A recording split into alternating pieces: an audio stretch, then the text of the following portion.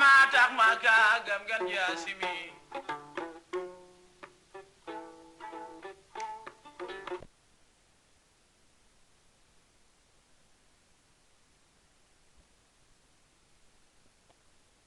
bijir def leen ma may gan jasimi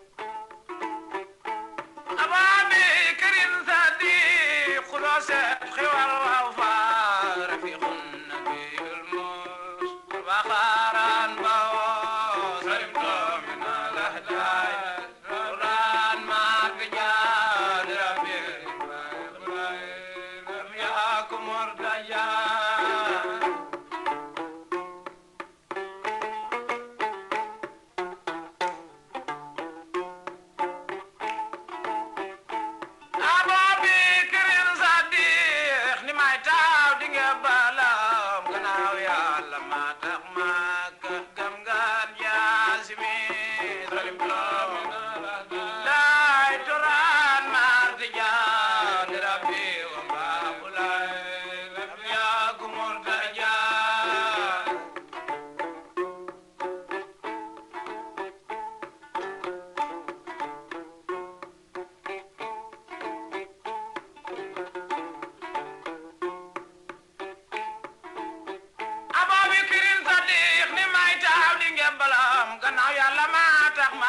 gam gan jasimi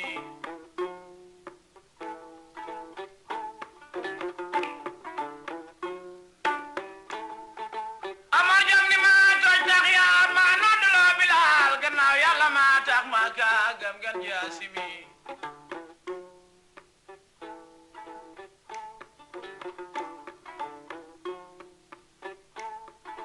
Osman jam ni maay nooray ni maay denc ñaari doom ñi yoon nen bi jur def leen ma may gën jasimi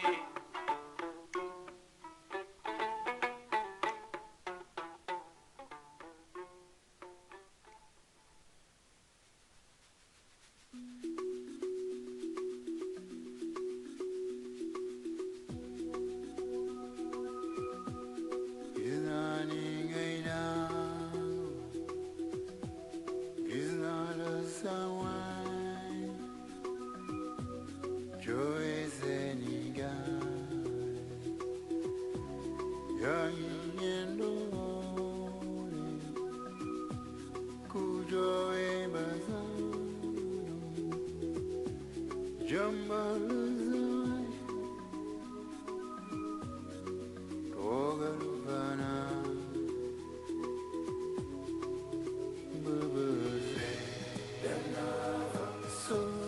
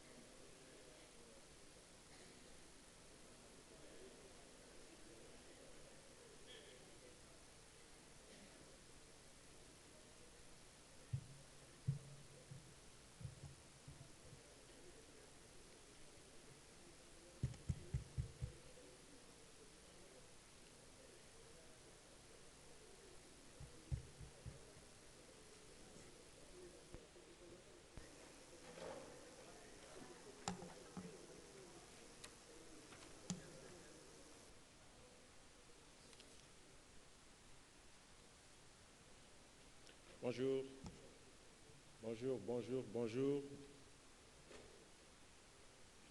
Je constate que la salle n'est pas timorée. Ça veut donc dire que hier, on a dépensé beaucoup d'énergie, mais il nous reste encore de l'énergie.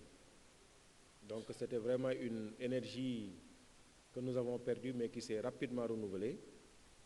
Et vraiment, j'espère que vous avez passé une très belle soirée avec les deux prestations, à savoir la troupe Bakalama et la prestation de M. Youssoundour, donc chanteur planétaire de nationalité sénégalaise, qui nous a vraiment gratifié d'une belle soirée. Je pense que vraiment nous partageons tous le même sentiment. Et vraiment, c'est à votre honneur que le Sénégal a jugé nécessaire de vous offrir ce cadeau. Et vous le méritez amplement. Pour la journée d'aujourd'hui, qui est notre dernière journée, nous aurons 2 tables rondes sur la gouvernance et sur la formation. Mais auparavant, je voudrais vous annoncer l'arrivée de Monsieur le secrétaire général du ministère de l'économie, des finances et du plan, Monsieur Cheikh Tidiane Diop, qui va nous gratifier d'un discours. Donc ce sera un discours un peu politique pour véritablement donner le sentiment de nos autorités sur les technologies de l'information et leur impact sur les douanes du monde. Monsieur Cheikh Tidiane Diop, comme je vous l'ai dit, est le secrétaire général du ministère de l'économie, des finances et du plan depuis 2014. Il est inspecteur principal de classe exceptionnelle du Trésor. Il a été chef de bureau à la direction de la comptabilité publique et du Trésor, receveur municipal et collecteur de Louga, et il a également fait un séjour à Rufisque. M. Cheikh Tidiane Diop a également été, pendant une très longue période, conseiller technique au ministère de l'économie, des finances et du plan. Et à ce titre, il a eu à gérer des dossiers très stratégiques, notamment liés à l'énergie. Pour qui connaît nos économies en voie d'émergence, comprendra que le secteur énergétique est un secteur très important et a un fort impact sur la croissance économique. Donc, véritablement, M. Cheikh Tidiane Diop a eu à gérer ces aspects-là. Ensuite, il a été le numéro 2 de la Direction générale de la comptabilité publique et du Trésor. Au Sénégal, le numéro 2, il est appelé coordonnateur. Donc, il a été coordonnateur de la Direction générale de la comptabilité publique et du Trésor. Après cela, il a été le secrétaire exécutif d'un programme qui gère les réformes budgétaires. Donc, comprendrez que le cursus est un cursus très enrichissant et de ce point de vue, par rapport même à ce dernier poste, avant d'être secrétaire général, c'est un poste qui fait la synthèse de toutes les réformes au Sénégal, tant en termes de finances publiques qu'en termes de modernisation des administrations. Et enfin, M. Cheikh Tidiane Diop, aujourd'hui, occupe le poste de secrétaire général du ministère de l'économie, des finances et du plan. Dans l'architecture institutionnelle du ministère de l'économie et des finances, le secrétaire général vient après le ministre de l'économie et des finances, le ministre délégué auprès du ministre de l'économie et des finances chargé du budget. Donc le secrétaire général est la 3e personnalité de ce ministère. Donc je vous prie de bien vouloir accueillir M. Cheikh Tidiane Diop pour son discours.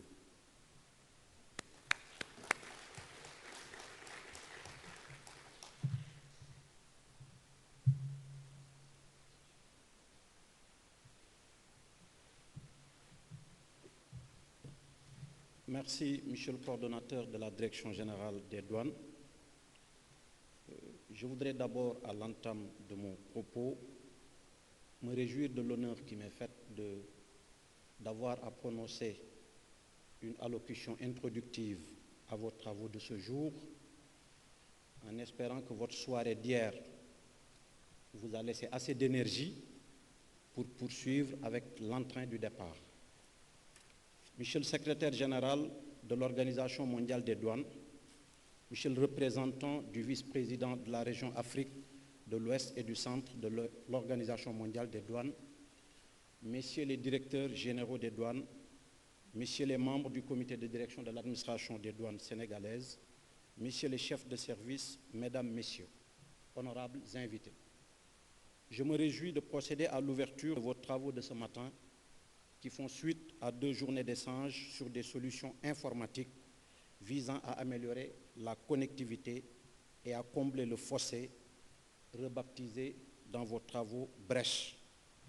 Je voudrais à ce niveau de mon propos me réjouir également du choix de Dakar pour abriter vos importantes assises, mais aussi saluer la pertinence et l'actualité du thème au regard de l'évolution du commerce international et la nécessité pour nos administrations douanières de s'adapter au développement des flux et la rapidité exigée sur certaines transactions qui contribuent à l'amélioration de la compétitivité de nos économies.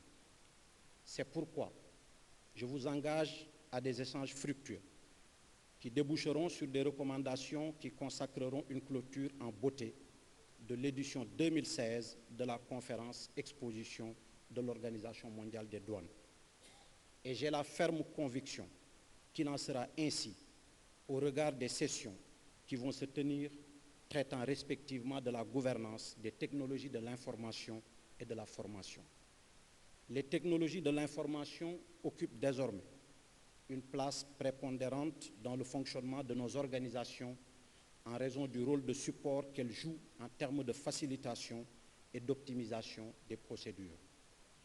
L'administration des douanes dans les pays africains est surtout perçue à travers sa mission budgétaire de mobilisation de ressources pour l'État, mais de nos jours, il apparaît de plus en plus nécessaire d'accommoder cette mission avec une prise en compte accrue des exigences des usagers, avec notamment le développement de services adaptés qui s'inscrivent dans un objectif de facilitation des transactions douanières.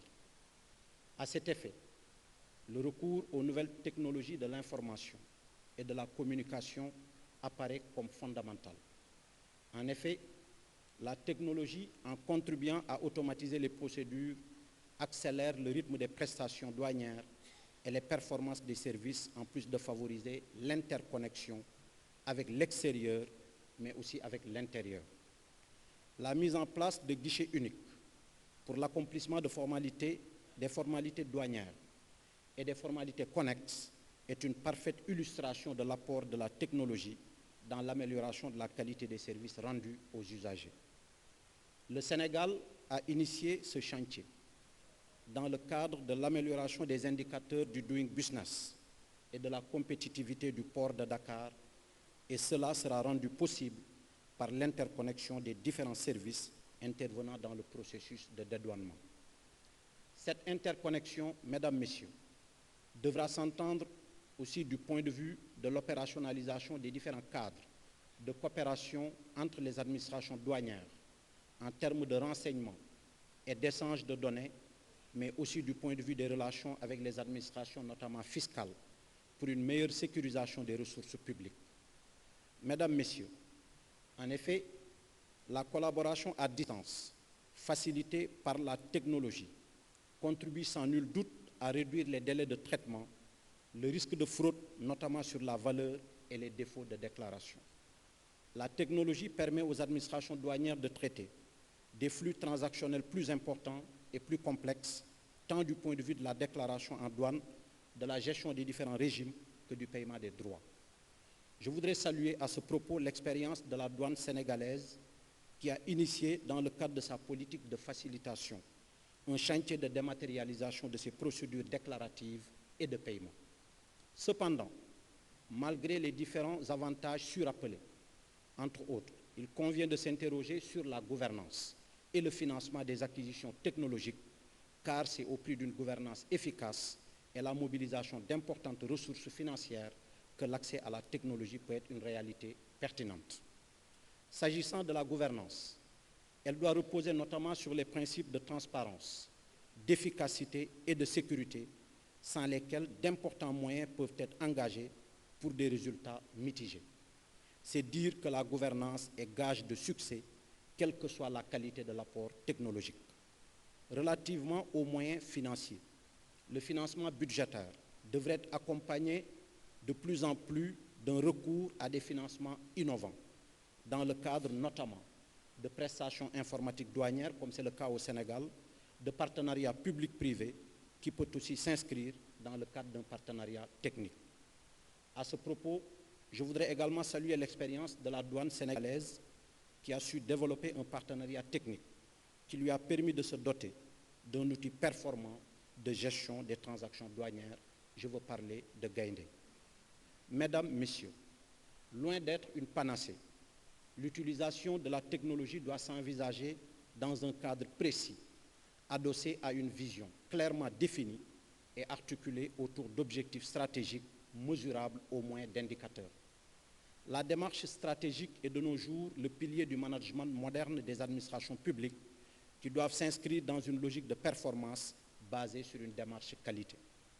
Inscrite dans un processus d'amélioration continue, les technologies de l'information et de la communication sont caractérisées par une évolution rapide et ont engendré de profondes mutations dans les méthodes de gestion des administrations des douanes à travers le monde. Dès lors, la formation s'avère cruciale pour ne pas verser dans l'obsolescence et être dépassée par l'innovation technologique. La modernisation a ses avantages, il est vrai, mais aussi elle présente des exigences sur lesquelles il faut impérativement s'aligner. Sous ce rapport, le ministère de l'Économie, des Finances et du Plan du Sénégal exige la démarche stratégique et l'approche qualité à toutes ces structures et encourage le renforcement des capacités de ces agents, quels que soient les domaines d'activité. À ce propos, je voudrais annoncer ici l'élaboration et l'adoption très prochainement d'une charte qualité pour l'ensemble des services du ministère de l'Économie, des Finances et du Plan, y compris naturellement l'administration des douanes. Les sessions du jour, comme celles qui les ont précédées, interconnectivité, communication, leadership et innovation, nous apporterons sans nul doute de nouvelles perspectives heureuses et porteuses de croissance pour nos États respectifs. Mesdames, Messieurs, je voudrais rendre à ce niveau de mon propos un vibrant hommage à l'Organisation mondiale des douanes, qui a inscrit dans son agenda cette importante journée, qui permet à nos administrations douanières respectives d'échanger leur expérience relative à l'utilisation des nouvelles technologies de l'information en support notamment des procédures douanières. Pour terminer mon propos, je voudrais, au nom du ministre de l'Économie, des Finances et du Plan et du ministre délégué chargé du budget, vous assurer que nous restons attentifs aux conclusions et recommandations qui seront issues de vos travaux et veillerons à leur mise en œuvre au profit des douanes sénégalaises, des usagers, notamment du secteur privé, pour une amélioration continue du service public douanier. Je souhaite plein succès à vos travaux et vous remercie de votre aimable attention.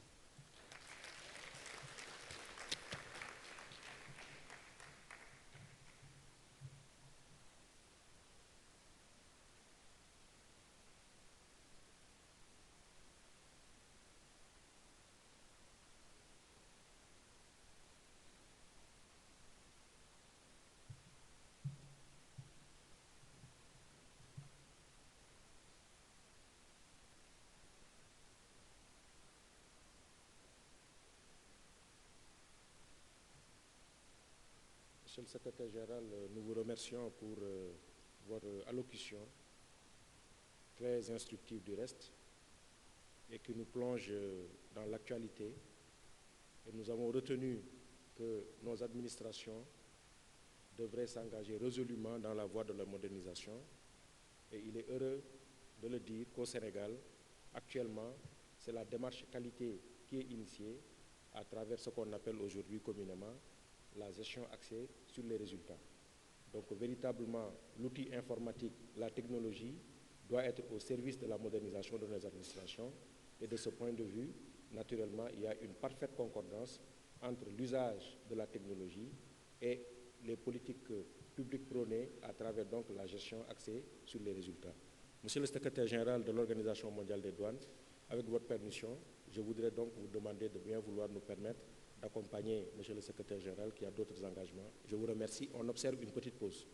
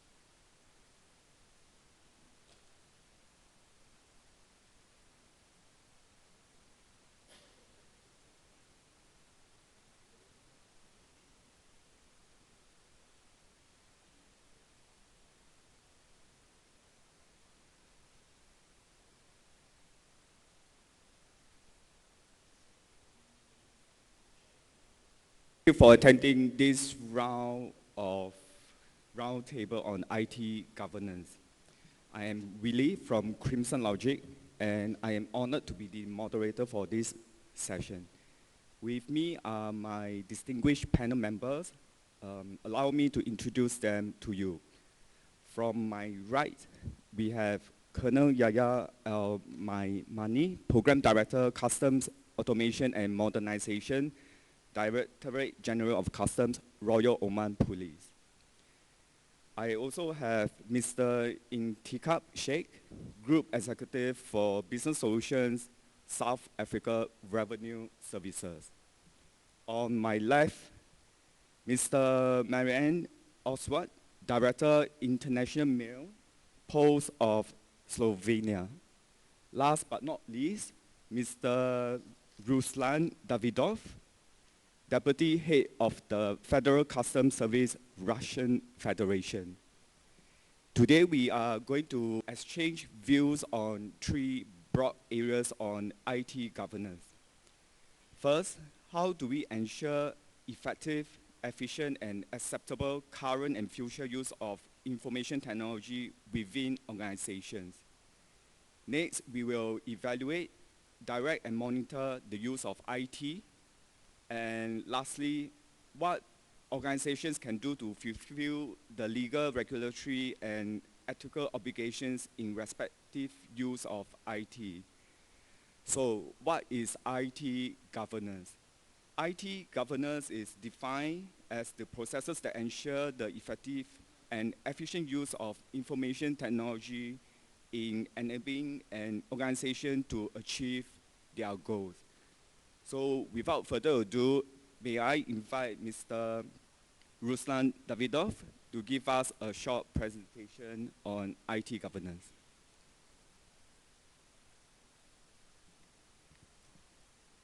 Thank you very much. And I think my presentation, I don't know whether, okay, it's here. Let me first of all start with the words of gratitude to the Senegal Customs for excellent organization of these meetings these days, and very warm party yesterday. And I would like to express my thanks to the WCO Secretariat and the Secretary General, who also played a crucial role in organizing this event, this yearly event.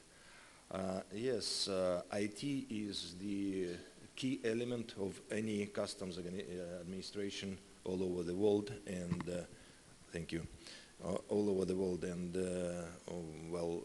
I would like to show you a few slides showing what is IT in the Russian Federation, in the Russian customs. First of all, we have a scientific activity of the Federal Customs Service, which we do research. We have our Russian Federal Customs Service Customs Academy, and we prepare students, and we do research ourselves, and we work in different institutions and international research groups. Here you can see the integrated Federal Customs Service integrated automated information system. You know that Russia is the biggest country in the world, so to make it possible to work online with all the about 600 customs posts, about 100, actually 94 customs in different regions, 8 regional customs departments, and we have the central apparatus which runs the data processing center, and this is a vertically, as you see in the slide, it's a vertically integrated structure with the thousands of kilometers of fiber lines and satellite connection and etc., etc. So we have 11 time zones. We have when in the Far East there's people finish to work, so in Moscow we only come to work. And so it's not an easy task just to maintain all this infrastructure. And we, the Russian Federal Service, we have a unique automated system and software which we develop for individual needs, and we have about 63 information resources, 85 software packages, and more than 2,000 data transmission channel. And daily we manage operate several million messages a day. We probably, as everywhere in the world, we have e-declaring via internet, and it's about 100% of all the declarations are casted and submitted and released fully electronically.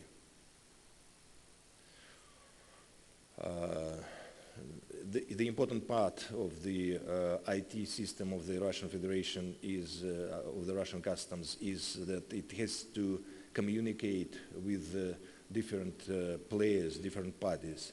These are basically traders, governmental agencies, and we are responsible for running an interagency exchange system, which makes us proud, because we have to provide the online connection to 32 agencies. We have 66 protocols, special protocols called technologically information exchange technological cards, which permit us to check the information which was submitted in the customs declaration about the documents and information, documents provided by other agencies, such as certificates, permits, etc.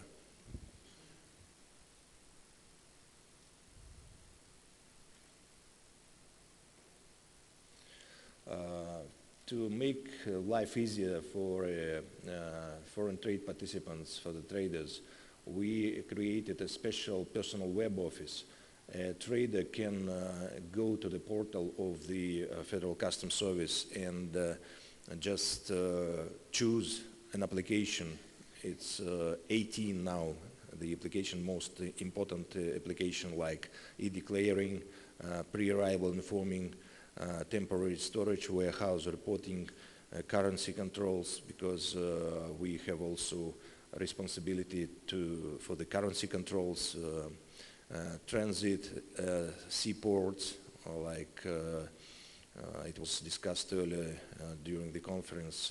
This is the port community service, some of the other kind. So this is widely used by the traders, and we have about 80,000 foreign trade participants in the Russian Federation, and more than 60,000 of them use this personal web office. Yes, this is a single window which I mentioned. This is an interagency communication, which provides us for a paperless document management, and all the information goes through this system, interagency electronic information exchange system, in electronic way. This is very important because we need an online, real online. And this is, for us, it's rather new technologies, but for some countries like Netherlands, like Belgium, this is already basic technology of automatic registration of the declarations and automatic release of goods. So the basic principles that if a system of risk management is not triggered, so the declaration is registered and released automatically without participants of the customs officer. This is a portal, Seaport, which is our scientific result of our scientific research work of the Russian customs, and this is basically a prototype of the portal, port community service, which unites all the controlling agencies, federal agencies like veterinary, phytosanitary supervision, border service, administration of the port, together with the participants of the foreign trade, carriers, freight forwarders, etc.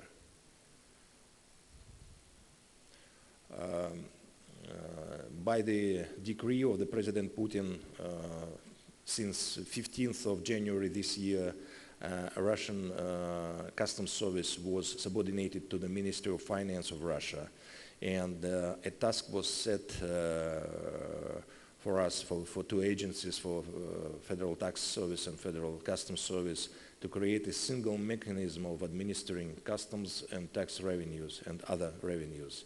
And so we are now in the process. We have also a scientific research work which describes the business processes as is, and describes the result of this work will be describing the business processes of how to be, and thus the information systems of the customs and the tax authority will be modernized according to the new business processes.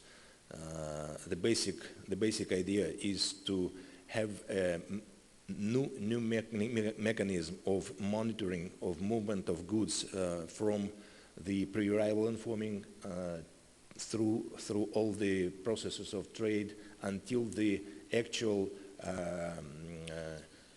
purchases of the goods by the final purchaser. This is the Russian Federal Customs Service is responsible for a number of common processes for the Customs Union or Eurasian Economic Union. So we are running 26 of 56 common processes of the Common Economic Space or Eurasian Economic Union. This is basically the transit and submission of data for the goods, actual exports, the goods leaving the single territory of the Eurasian Economic Union, and some other processes. So basically what we have now, we have an element of regional integration based on common processes of IT structure. And I would like to finish with the simple idea that we, during these days, we heard the presentations of representatives of European Union, Pacific Economic Alliance of Peru, Mexico, Colombia, and Peru, Mexico, Colombia, and Chile.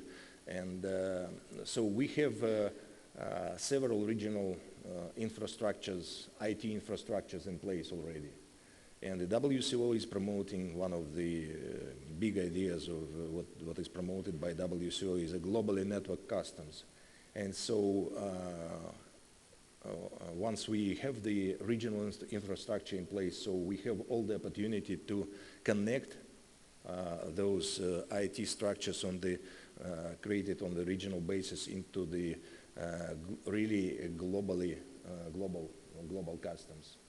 And so now, with that, I would like to finish my presentation, and probably that will help us to discuss better how we govern all this stuff. We have multi-layer responsibilities, multi-layer task, multi-layer purposes in different countries and different regions. So you have to govern all these infrastructure and all these responsibilities. Thank you.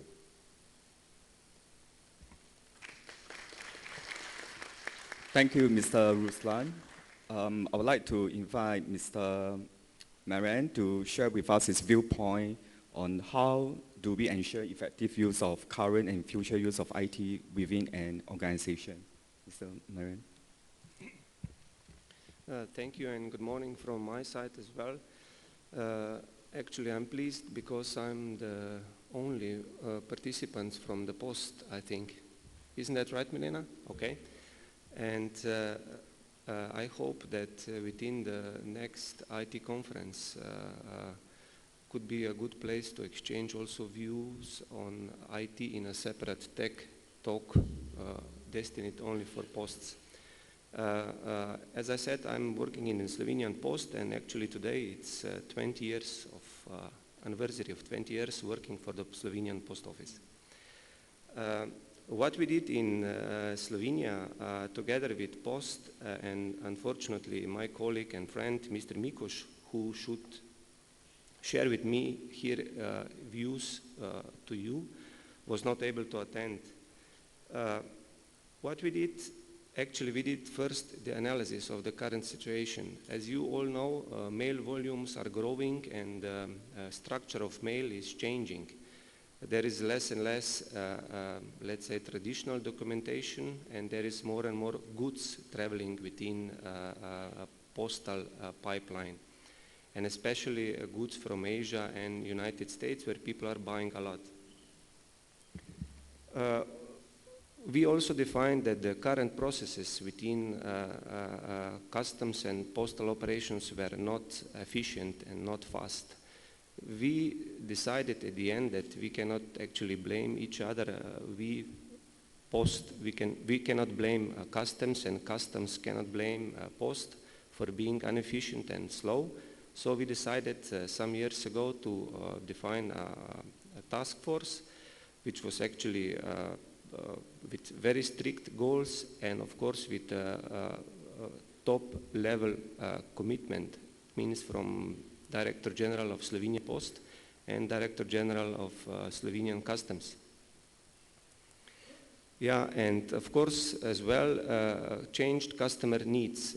Nowadays you cannot say to the customer, if he asks, where is my shipment? And you say, well, it's within customs, we don't know. Actually, replies like that don't work anymore. And since 2014, we are actually applying software. It is a registration portal for small packages. It means Slovenian customers can register, and the view from a postal colleague's side and the view on the screen from the customs side is actually the same. Slovenian customs decided to switch their role more into the audit and control, while giving or handing over the, let's say, the physical work to Slovenian customs. Well, that would be now for a start, and then we might continue later on.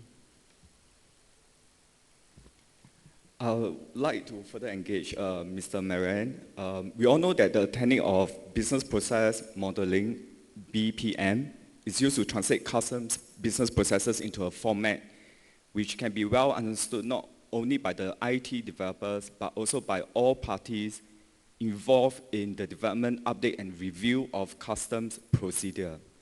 So to what extent is BPM relevant for ensuring IT solutions in meeting the requirements of the business side of customs, and what are the experiences in Slovenia Post? First of all, thank you. First of all, what is BPM? BPM is actually a way to draw all your processes in order to improve them. That will be a very humble explanation. In Slovenia, we focused on main three fields of analysis. First of all, customs operations, and then postal operations and customer expectations. We wanted to develop an application which will enable us to communicate with the customer and with customs in a way which is similar to the one within buying something on internet. I'm sure you all agree that when you buy something on internet, it is a pleasant experience. And this pleasant experience should, of course, continue afterwards as well. It means it should have the same level of communication. And in Slovenia, the main outcome of this BPM process analysis was that we received as I think we were the first postal operator who received AEO status. It means Authorized Economic Operator status. Slovenian customs, they decreased staff at the customs post office from 17 to 2. And of course, we developed some new communication tools with customers. It means we are communicating with customers via SMS, email, and also Twitter. Okay, you mentioned online shopping. So what has changed with the growth of e-commerce, and has the business processes and flow of information, goods and duties become more complex for e-commerce cargo? Well, I cannot comment for e-commerce cargo. I can just comment for the postal shipments. As you might all know, this year it will be a postal congress in Istanbul, where some new services will be introduced. It means change from traditional letter mail. It will be only documents and goods. As well, we have now actually a remote control for Slovenian customs, and while Slovenian customers can do their declaration on behalf of Slovenia Post 24 hours 7, that same goes also for Slovenian customs. They can approach, they can audit whenever they wish, and even in a remote way. Thank you. So, Colonel Yaya, what kind of governance structure is needed to ensure sustainability, scalability, and continuous improvement of IT systems?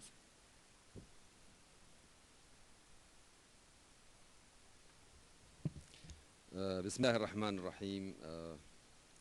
First of all, I'd like to thank the WCO administration for inviting me to be here with this plenary. And at the same time, I'd like to really thank the Senegal Customs for their kind hospitality, and as well as the last night, very well, I would say, dinner. I think if you go back the last few days, a lot of topics really have arose or we're talking about. There are things regarding communication. People talked about connectivity and innovation. All that I could say regarding say I'm being assigned what you call it by His Excellency the Inspector General of Customs to be the project director for our customs modernization program. The Director General of Customs is one of the Royal Oman Police, which is much broader scope than just being customs. The Royal Oman Police encompasses really the, I would just CID, civil criminal investigation, drugs, border patrol and security, immigration, traffic, and civil services, including the issuing the residency cards, fire and ambulance within the ROP.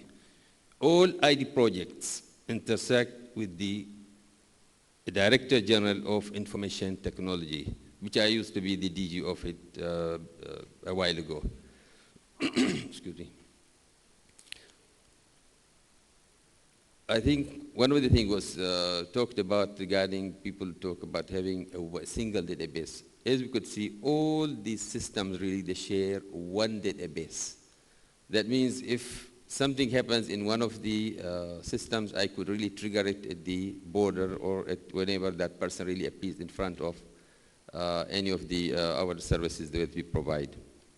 So the Director General of IT manages the portfolio of all ROP applications, providing a range of common platforms such as the whole of ROP email services, SMS gateway for official communication with clients, the computer center, and so on. So DGIT, as the Director General of Information Technology, are involved in all new ROP IT projects proposals, including scoping, development of ROPs, vendor selections, and program management. The DGIT role includes ensuring that the hardware, the software complies with the corporate requirements and the usage, and that minimal overlaps between the applications for different directorates. The overlap applies for service delivery and the use of access channels. Individual directors are responsible for identifying their own need for the new technologies, be that information systems or other IT technology, such as our planned refresh of non-intrusive examination technology. However, the initial go-ahead to develop proposals comes from the ROP Central Committee that considers such proposals, manages stage approvals, and determines if specific projects are to be managed through one directorate or to be shared by others. Another thing that I like to also share in my previous, as I said before, given the single rise of the single window functionality across government service provisions, the ROP does this as part of the broader whole of the government strategy. So a few years back, His Majesty, the Sultan Qaboos, really initiated a whole of government modernization initiatives aimed to bringing all the government processes and procedures online. This project was timely as government IT services have been a growing issue worldwide, and it was recognized that Oman to appear on the world stage. We had to make a move from paper to paperless environment, unlike many countries that has made the leap to electronic reporting. We were able to do such a clean sheet of paper and overall government direction and strategy. So this initiative is overseen by a new agency, which is called the Information Technology Authority. The ITA, which is called the ITA, really sets the standards and framework for compliance across government and also provides a number of whole of government services. And also I am pleased really to say that the international trade components of the Oman e-government framework, which is called OE-GAF, were defined by customs and now included as formal standards. I.e., I would say the data model really was one of those standards that e-gov has it. The ITA is also responsible for the whole of government IT gateway and PKI network, where possible existing framework are reused. Hence, I'll just give some examples, like the Omani ID is the same ID number which is used also as a driving license. The other thing may be using, also it is used for the PKI key holder, government also login ID, including the Bayan system. The Bayan system really is our newly launched custom system, which has been using the new standards of the WCO data model.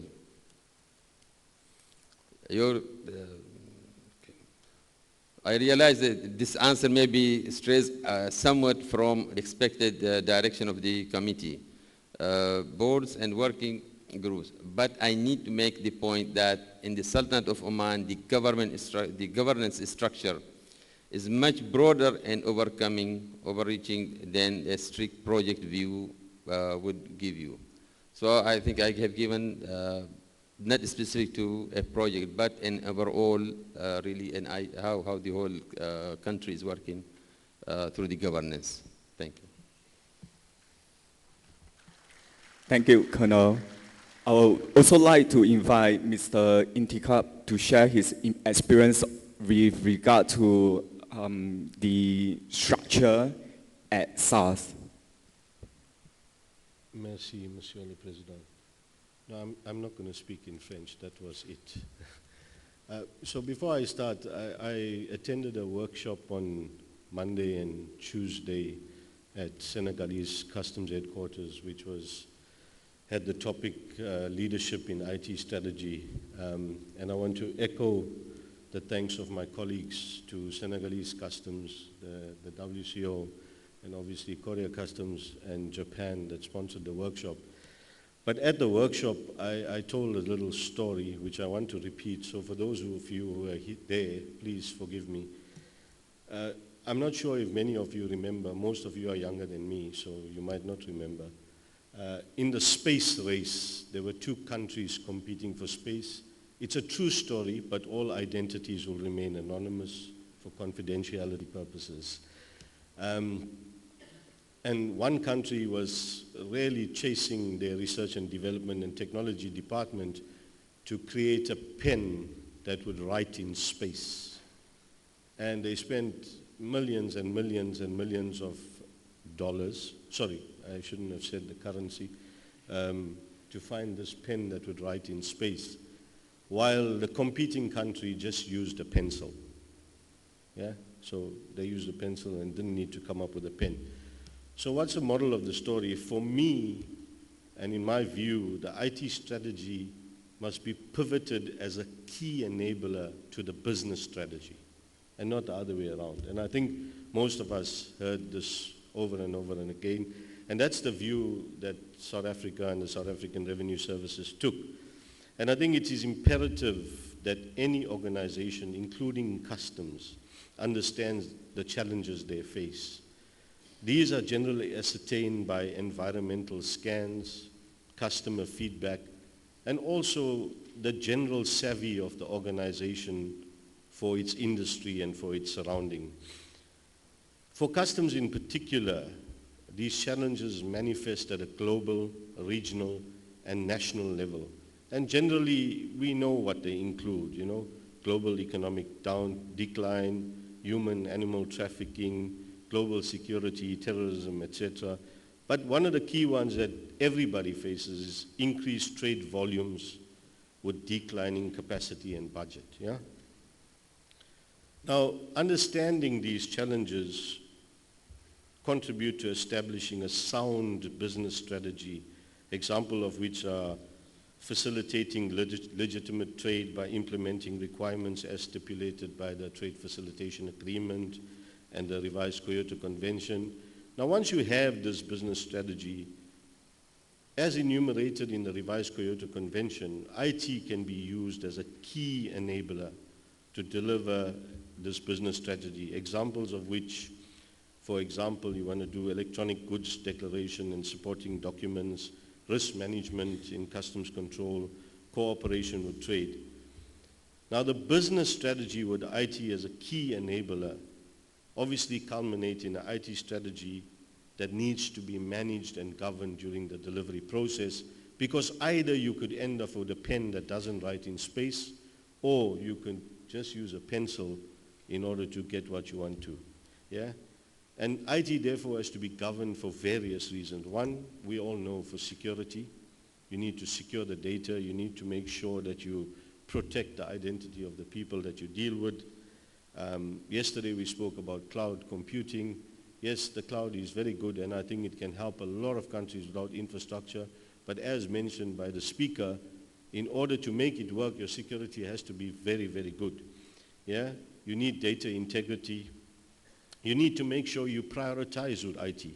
Otherwise, you could spend a lot, you could lose a lot of money. You need to have solid procurement processes. And then you need to make choices. Do you buy a system? Do you build a system? What do you do? So in South Africa, we faced all these questions, yeah? And then we had a few structures, and as explained by the Colonel from Oman, we also had governmental and organizational structures. Now, he's spoken about the greater governmental structures, but specifically at the South African Revenue Services, we had some key committees, yeah, which were overseen by the board of SARS.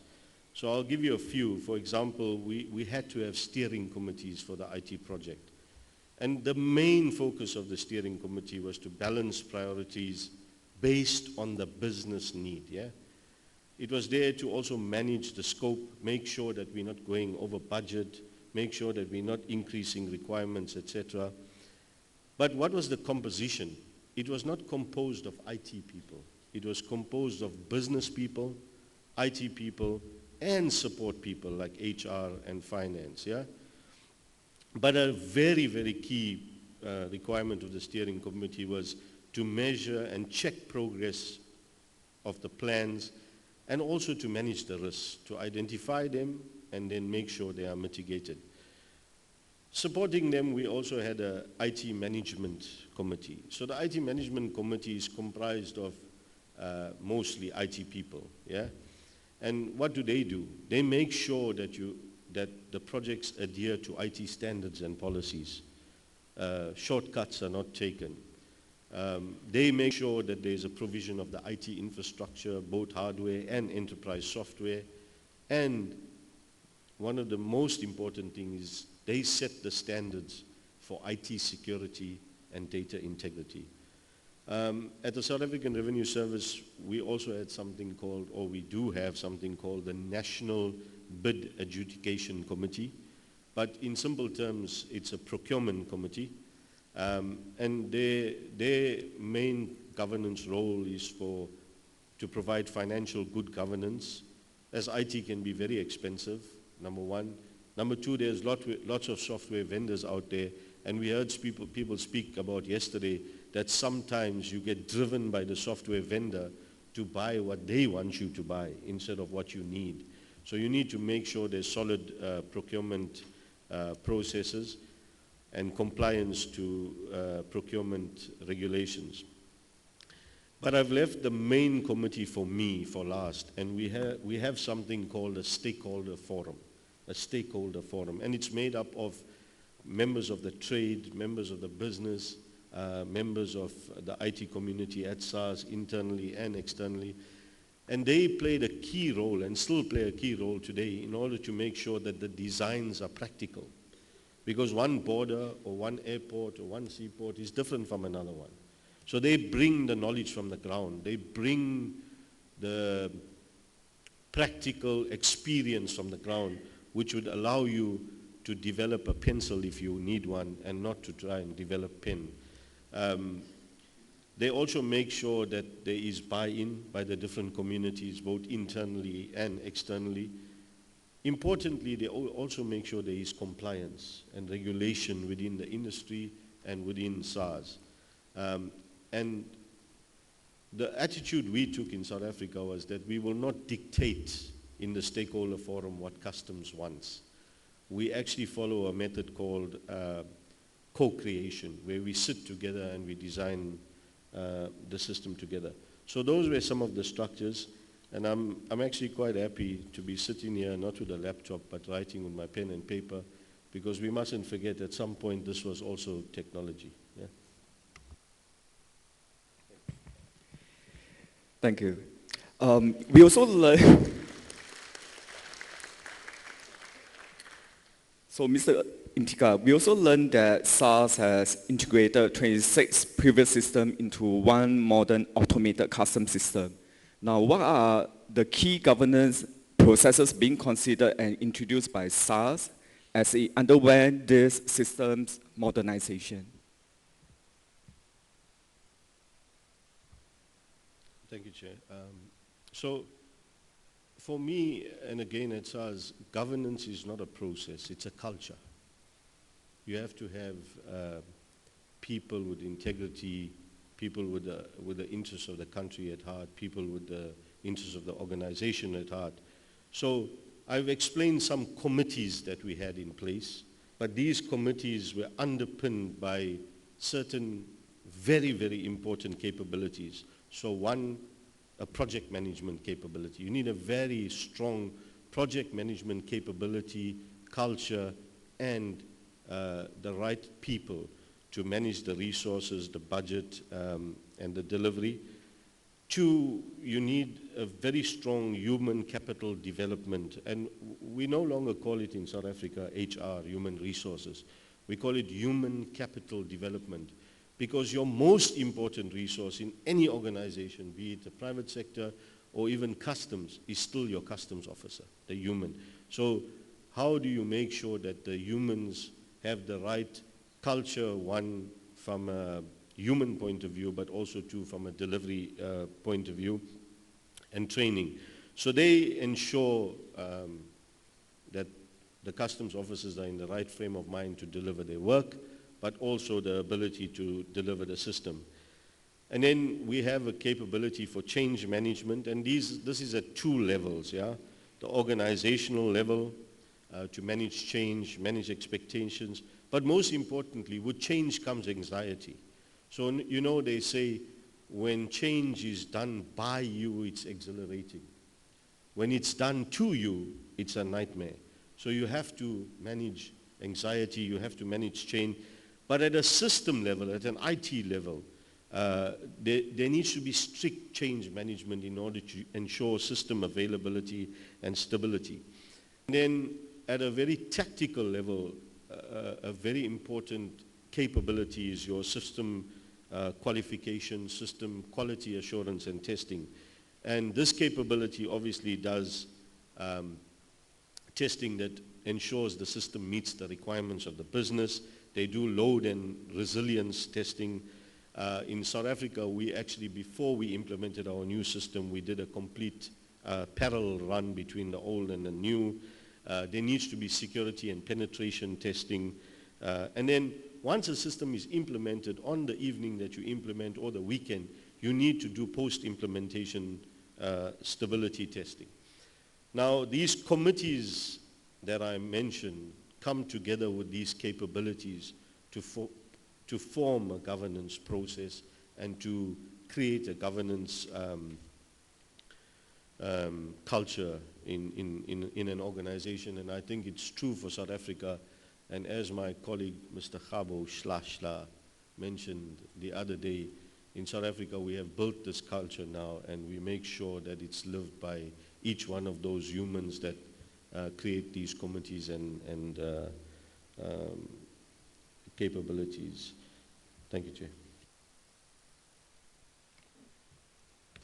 To finish the discussion for SARS experience, how does SARS ensure quality management in the continued development and maintenance of your IT systems?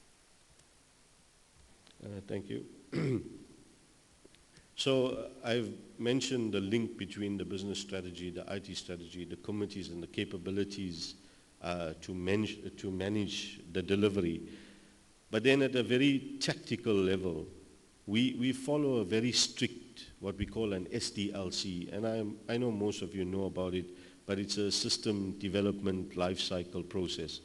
So there must be business requirements, there must be functional requirements, specification, technical requirements, specifications, and both of these specifications must be aligned to the business and the IT architecture, yeah?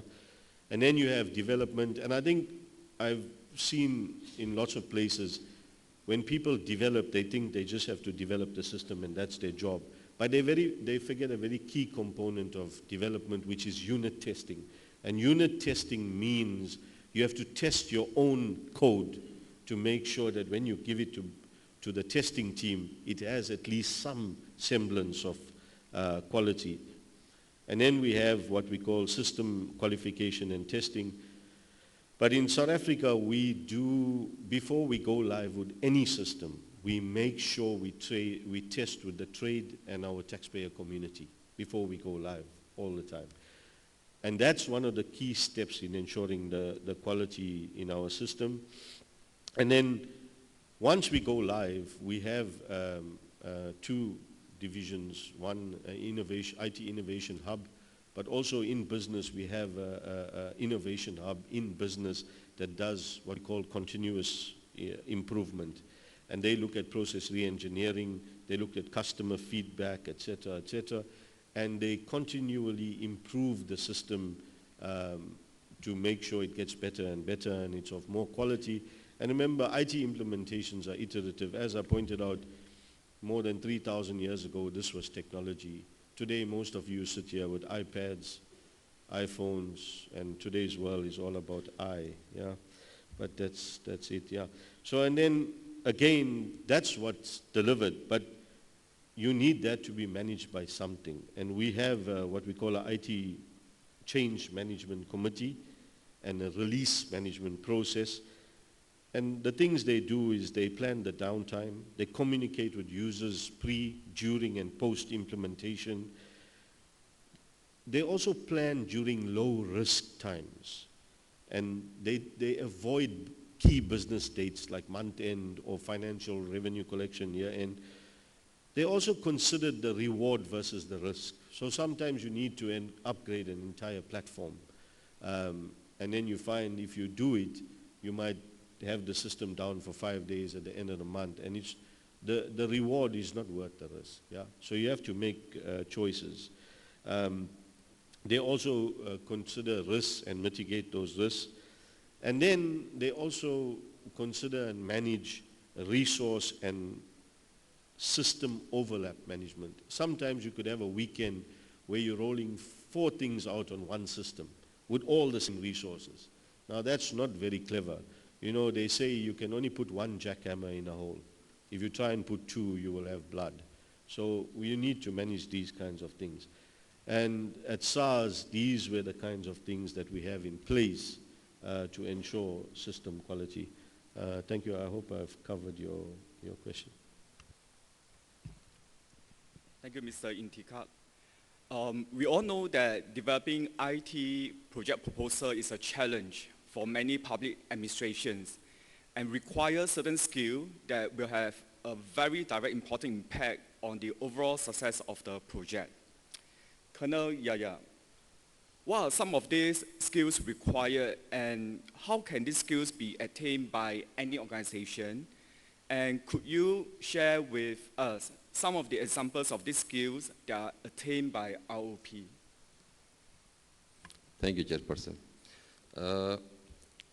As you said, what you call it, sometimes you need really certain skills. If you don't have it, you try to get it.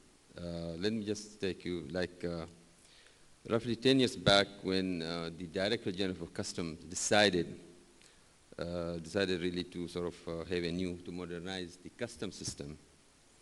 So when that decision really was taken, it was quickly realized that we don't have the real resources. So we started from a heavily manual administration looking for our neighbors, you know, some of the neighbors that what are they doing in order to we have a system which is really could help us to modernize our customs. So our officer did did not have, as I said, much exposure to the WCO, especially that we were a bit away from the WCO. And nowadays, alhamdulillah, everything is, we are just, since we already adopted the WCO model, so I think we are all the time there now. So recognizing it, we issued really a tender for a scoping exercise, which told us that we needed a root and a branch, I think, review of the procedures and the processes that we have. A technology refresh and the mysterious called a single window, which we really adopted into recently. Excuse me. Once that was done, and I just said, ROP executive, as I said, since we have a governance, took the decision really to go ahead with all of the recommended technology refresh and the whole of agency modernization. One of the hurdles that we face straight away was that the lack of the officer that we have really, they lack the real skills that could modernize. And I think we have to be sometimes fair. You know, if you would like to modernize, you see what all the other people are doing, and then so you could get the best, I would say. The skills and knowledge and experience also to prepare the comprehensiveness request for proposals. And one of the, I would say, hurdles, as you say, we would like to have a system really which satisfies the business needs. And one of the hurdles, as I said, we have people who are in IT people could really produce a very nice system, but it might not meet the business needs. And this is why I think we always should have that one in our mind. So one of the things that we did, we got really a consultant company which really could help us to get us through, you know, that thing that was a bilingual, which is English as well as Arabic, because we are an Arabic nation. So what happens is things really went fine until further stage that, you know, when we started having the system, but unfortunately our customers have to leave. But at the same time, what we did, we really got for us some of the experts. As I said, when you don't have the skill, you get the expert from outside. And so we engaged around 8 experts really from outside of Oman. And one of them is also attending this conference with us, which is, who is, I would say, a WCO data model expert with us. So this is why, what do you call it, you need to have that one.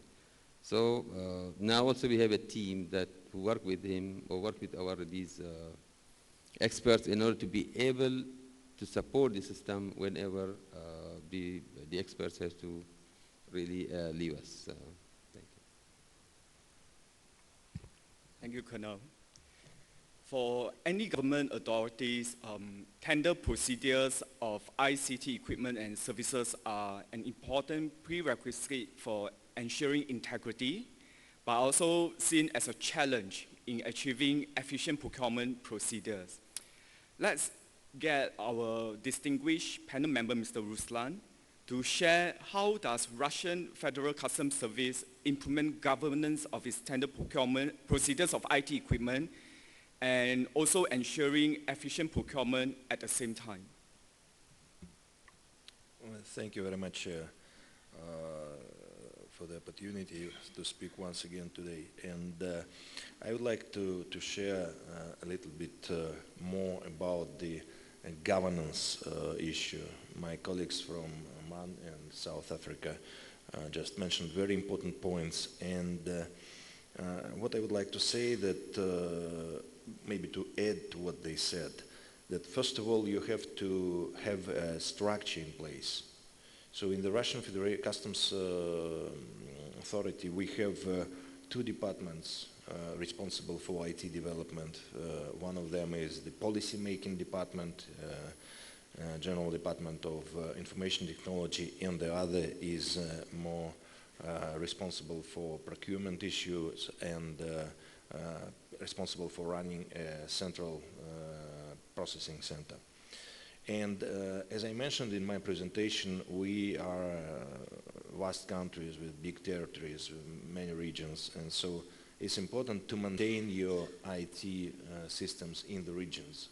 And so we have special units in all regions which are responsible for all the maintenance and running IT systems in the region and all the IT infrastructure. Planning is crucially important. Planning, we have also the, as in South Africa, we have a life cycle time for all the products, and so we plan development our new products according to the business plans and according to the life cycle of the products which we already use. Education is crucial. As I said, we have a Russian Customs Academy where we prepare specialists in IT as well, and we hire people from IT sector independently, and we have seminars, we have different bodies and different formats to provide for the permanent and constant education of our employees, our customs officers who are responsible for running the IT. And certainly steering groups or working groups, we have actually two basic bodies, one of which is the Innovation Scientific Council of the Customs, which is responsible for planning scientific research and planning modernization and development of the IT. And we have a working group of modernizing customs administration, which is basically engaged in developing business processes. So I agree with my colleague from South Africa that first of all you have to develop a business process, and then you have to provide the IT for these business processes. One of the important points is cooperation. So you have to provide for cooperation on different levels. First of all, you have to provide for cooperation on the level of departments within the service, so-called functional departments, the departments who are running the customs procedures, or who are running payments, who are running the currency controls, or classifications and tariff. So these are departments responsible for a very specific functional tasks of the customs. And these departments, you have to cooperate between the departments. And these are the departments who set up the business processes and who set up the task for the development of the IT. And as I said, it's very important for us, because we are a big country, to provide for the cooperation between the regions. And not only cooperation, but integration of all the regions from the point of view of IT infrastructure, first of all. And as I said, we are responsible for infrastructure, a lot of infrastructure, IT infrastructure for the Eurasian Economic Union. So it's also a very important task in governance of the IT. Interagency cooperation is crucial because, well, we were discussing the single window, coordinated border management, and there are many other researches done in the WCO, and we strongly recommend everybody to implement WCO instruments and compendiums into the day-to-day practice. And you also have to cooperate with the so-called interested parties or stakeholders. On my right is my colleague from the Slovenian Post.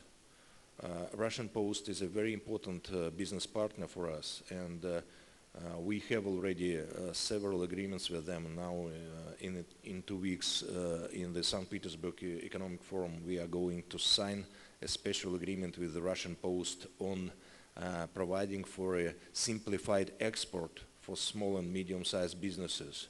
So it's also important to have agreements with the stakeholders or interested parties, such as a Post, such as Railroad Administration, who is the major provider of the service of the railroad transportation, and other parties. So this is also is not possible without an IT system which systems of different parties that can understand each other and exchange the information, and which are run at the same mode, I mean the online mode, which is crucially important. As far as the procurement issue is concerned, the question of the chair of the panel, yes, we have a special regulation in the Russian Federation, so-called Federal Law 44, which is basically aimed at providing a competition in the sphere of IT procurement for the government bodies. And it's a very specific and very law-oriented in providing, first of all, the competition between different parties. And so I agree, yes, it's a very difficult task, a big challenge to at the same time to provide for a competition and to follow the rules of this law, and to provide for the continuity and provide for the reaching the goals of IT modernization, because you never know who will be the winner in the tender, and that's why you have to be very specific and very precise in defining the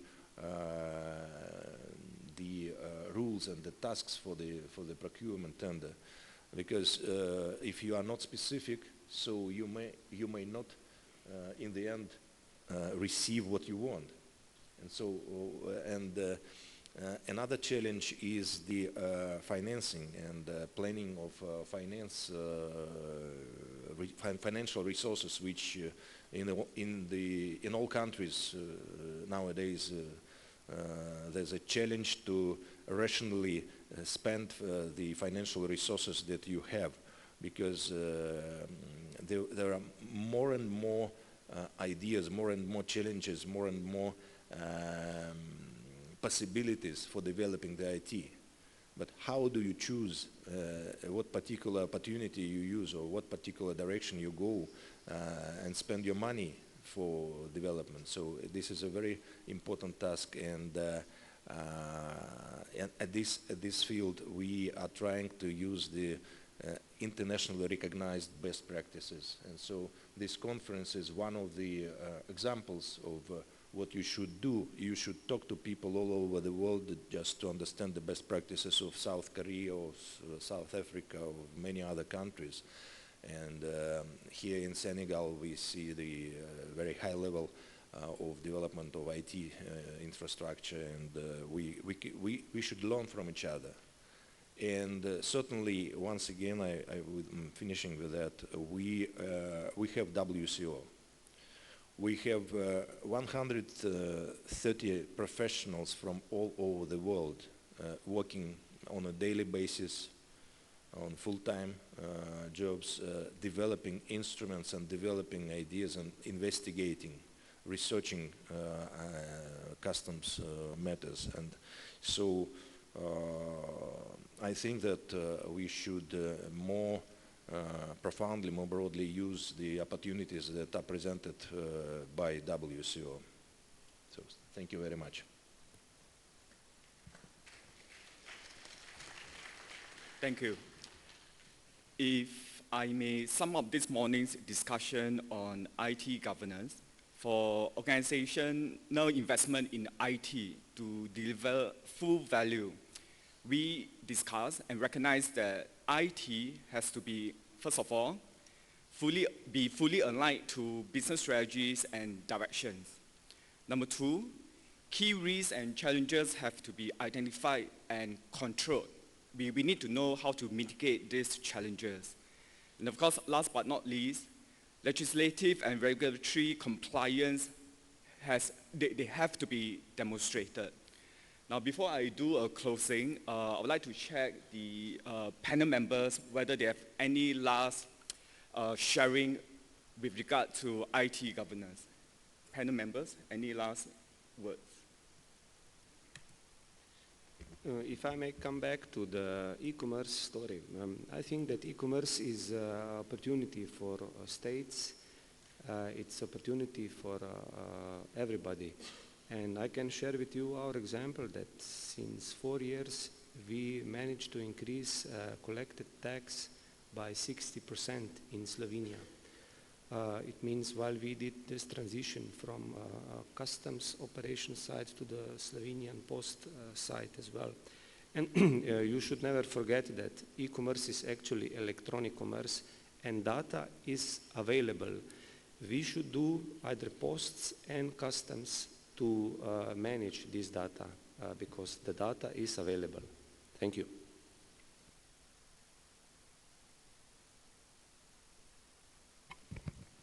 At this juncture, I would like to take this opportunity to thank my panel members for their valuable insights and experiences on IT governance in their respective country. Please join me to give a round of applause to the panelists. With that, we have come to the end of our roundtable on IT governance. Thank you for your kind attention. Please feel free to continue to engage the panel members during the tea break to further exchange our views on IT governance. Thank you.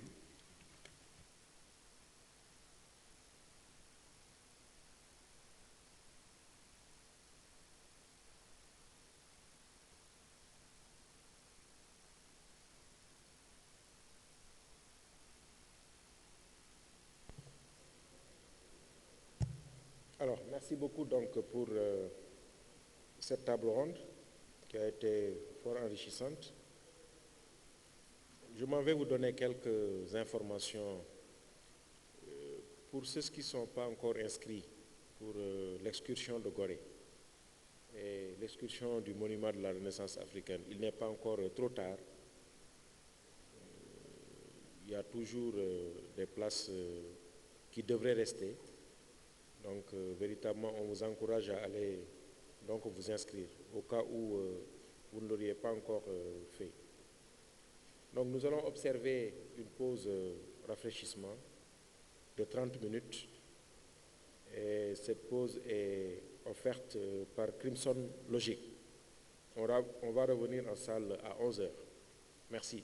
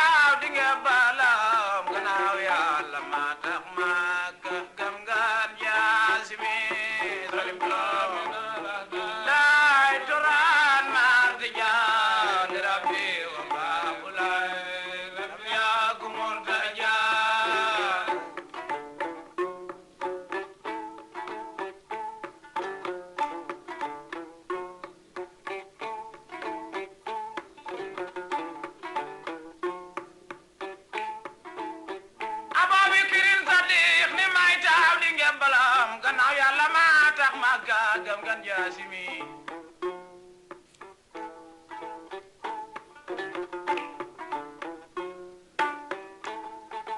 ama jam ni ma toj tax yaa ma nodduloo bilaal gannaaw yàlla ma tax ma kaagam gan jaasimi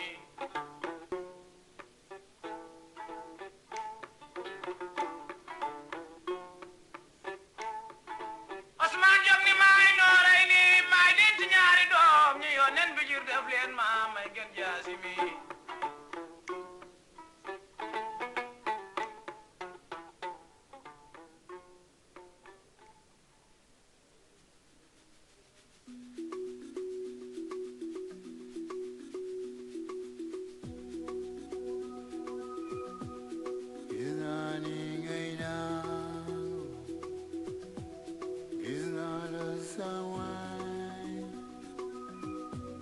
Joy Senegal,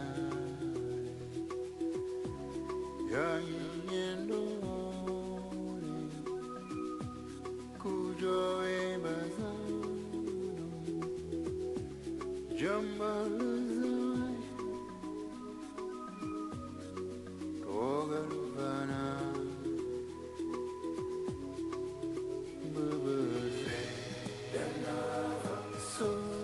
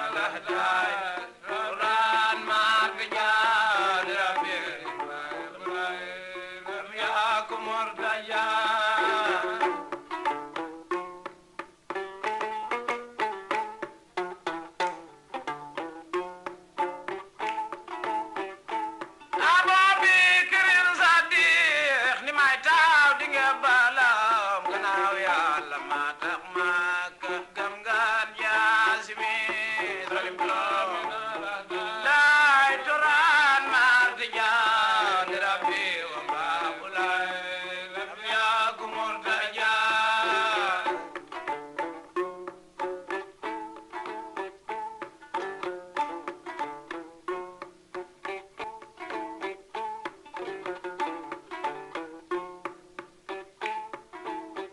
ababi kirin sadiq ni may taw di ngembalam gannaaw yàlla ma tax màgga gëm gan jaasimi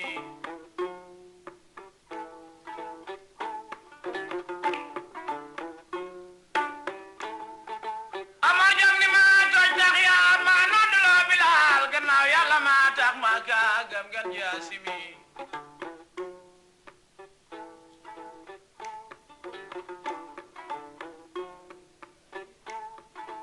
Osman jam ni may nooray ni may denc ñaari doom ñi yónneen bi jur def leen ma may gën jaasimi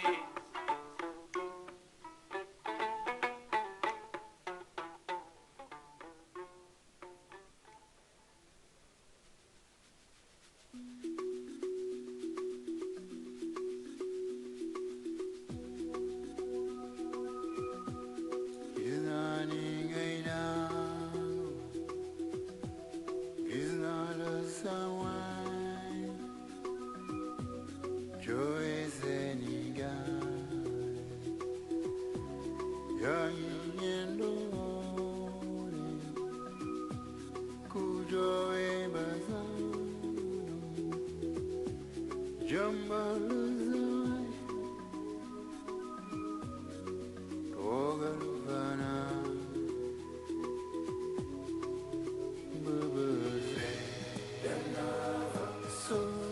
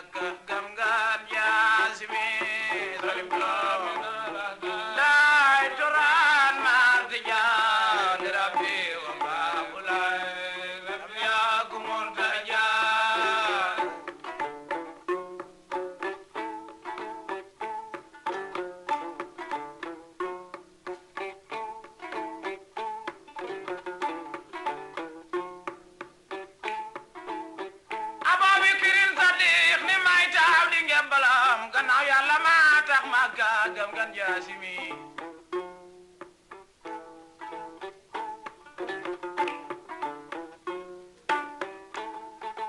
amar jam ni ma toj tax ya ma noddulo bilal gannaaw yàlla ma tax ma ka gam gan jasimi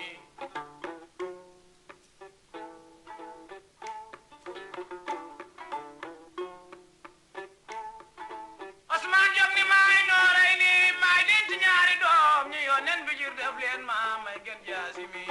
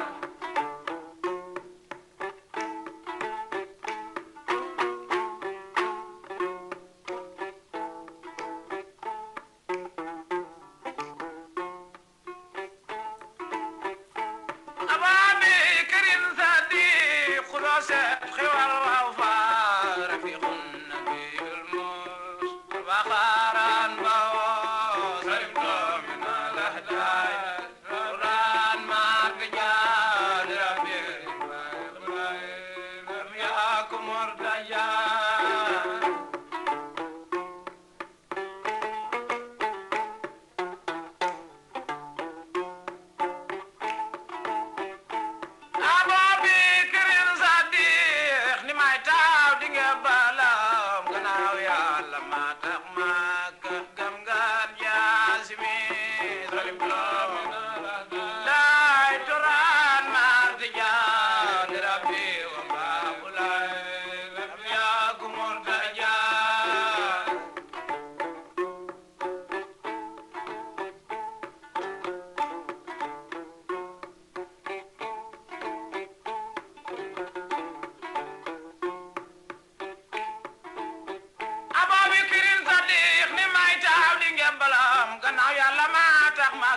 gam gan jasimi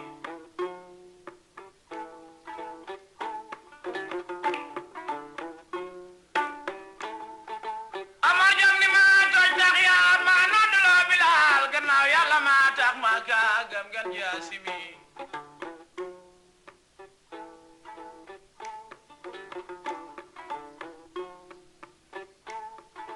Osman jam ni may nooray ni may dent ñaari doom ñu yonen bi jur def leen ma may gën jasimi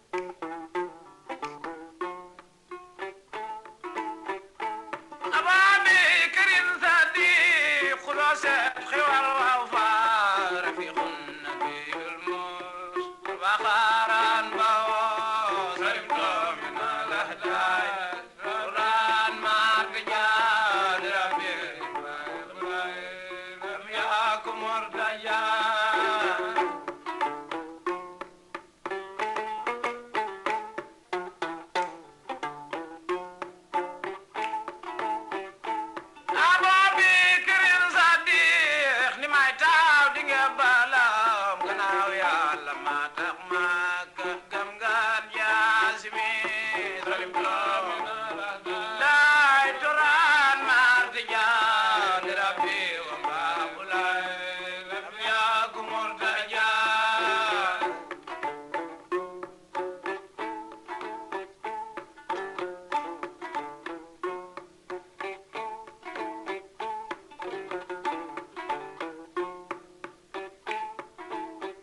ababi kirin sadiq ni may taw di ngembalam gannaaw yàlla ma tax ma gam gan jasimi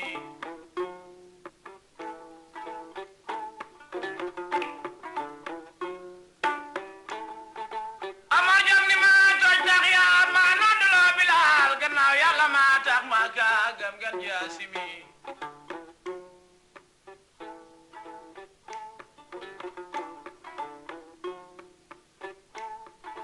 Osman jam ni may nooray ni may dent ñaari doom ñu yónneen bi jur def leen ma may gën jasimi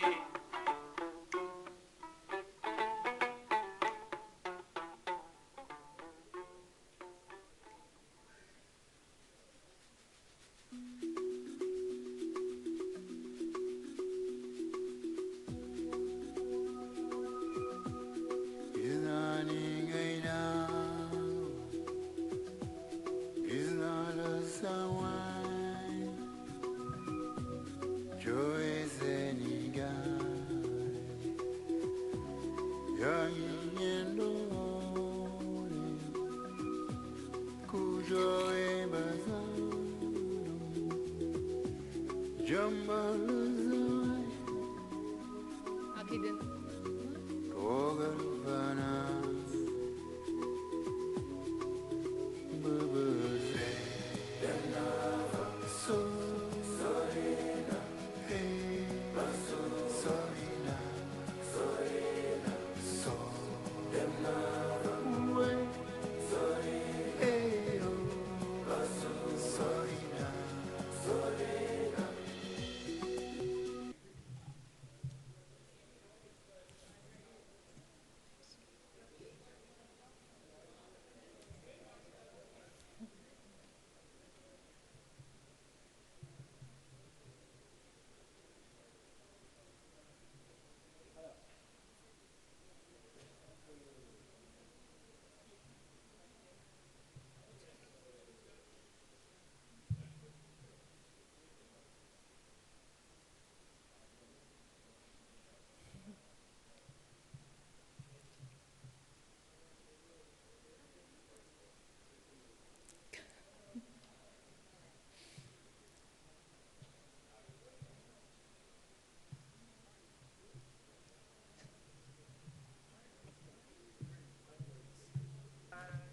Damya gumurtaja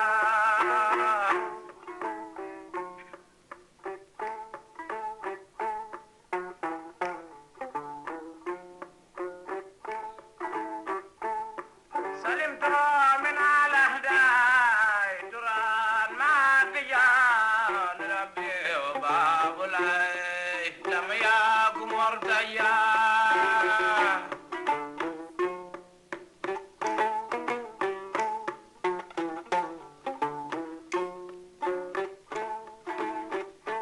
wasidini uloman sa udan wati qamatan ya rabbi wa bi rabbi safil bondi wal qurba duran ma tijan rabbi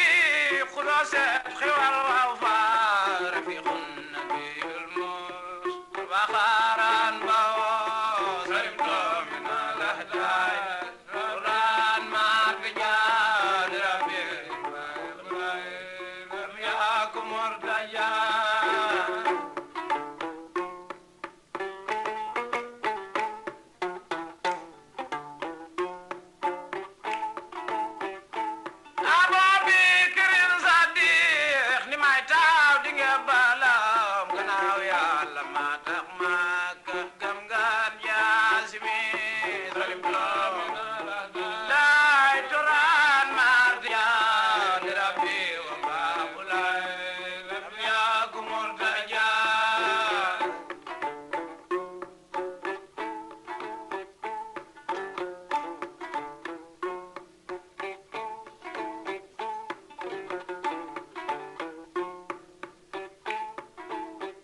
Ababi kirin sadiq ni may taw di nga balam gannaaw yàlla ma tax ma gëm ngaan yaasimi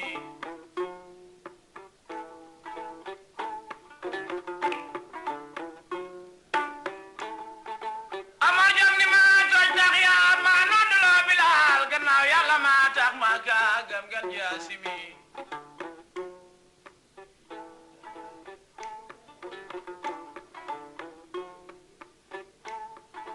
Osman jam ni may nooray ni may denc ñaari doom ñi yónneen bi jur def leen ma may ngeen yaasimi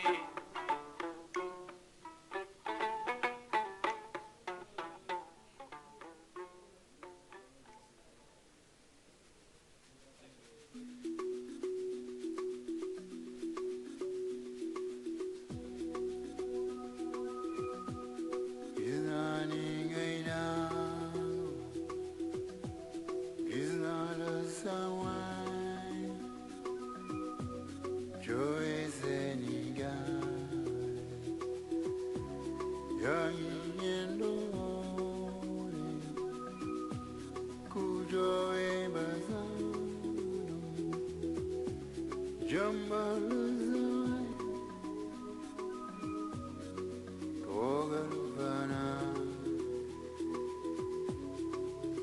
Bubble, so.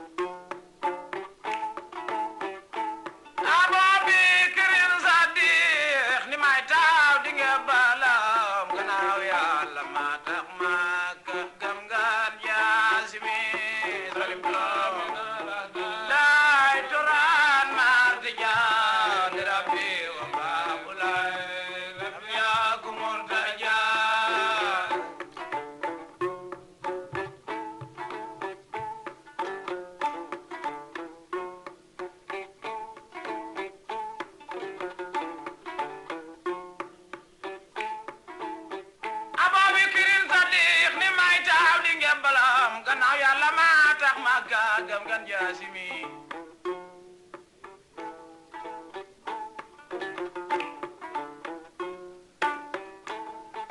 Amar jam ni ma toj tax yaa ma nodduloo Bilaal gannaaw yàlla ma tax ma kaagam ganja simi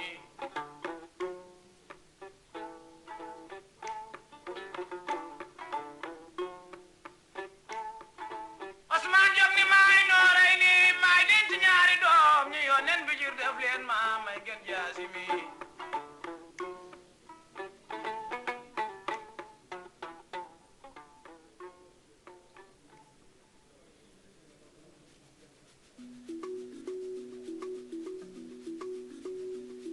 Senegal,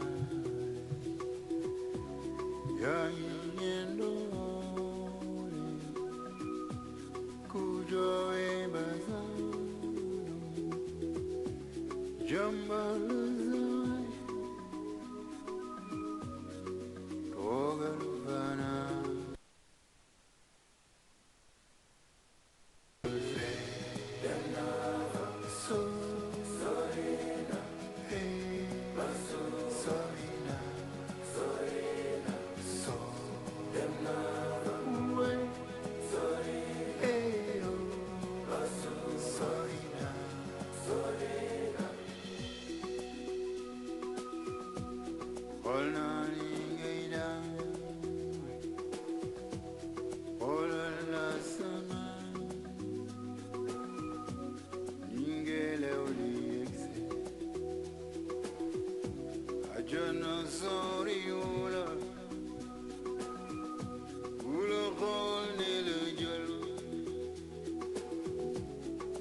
togal vana.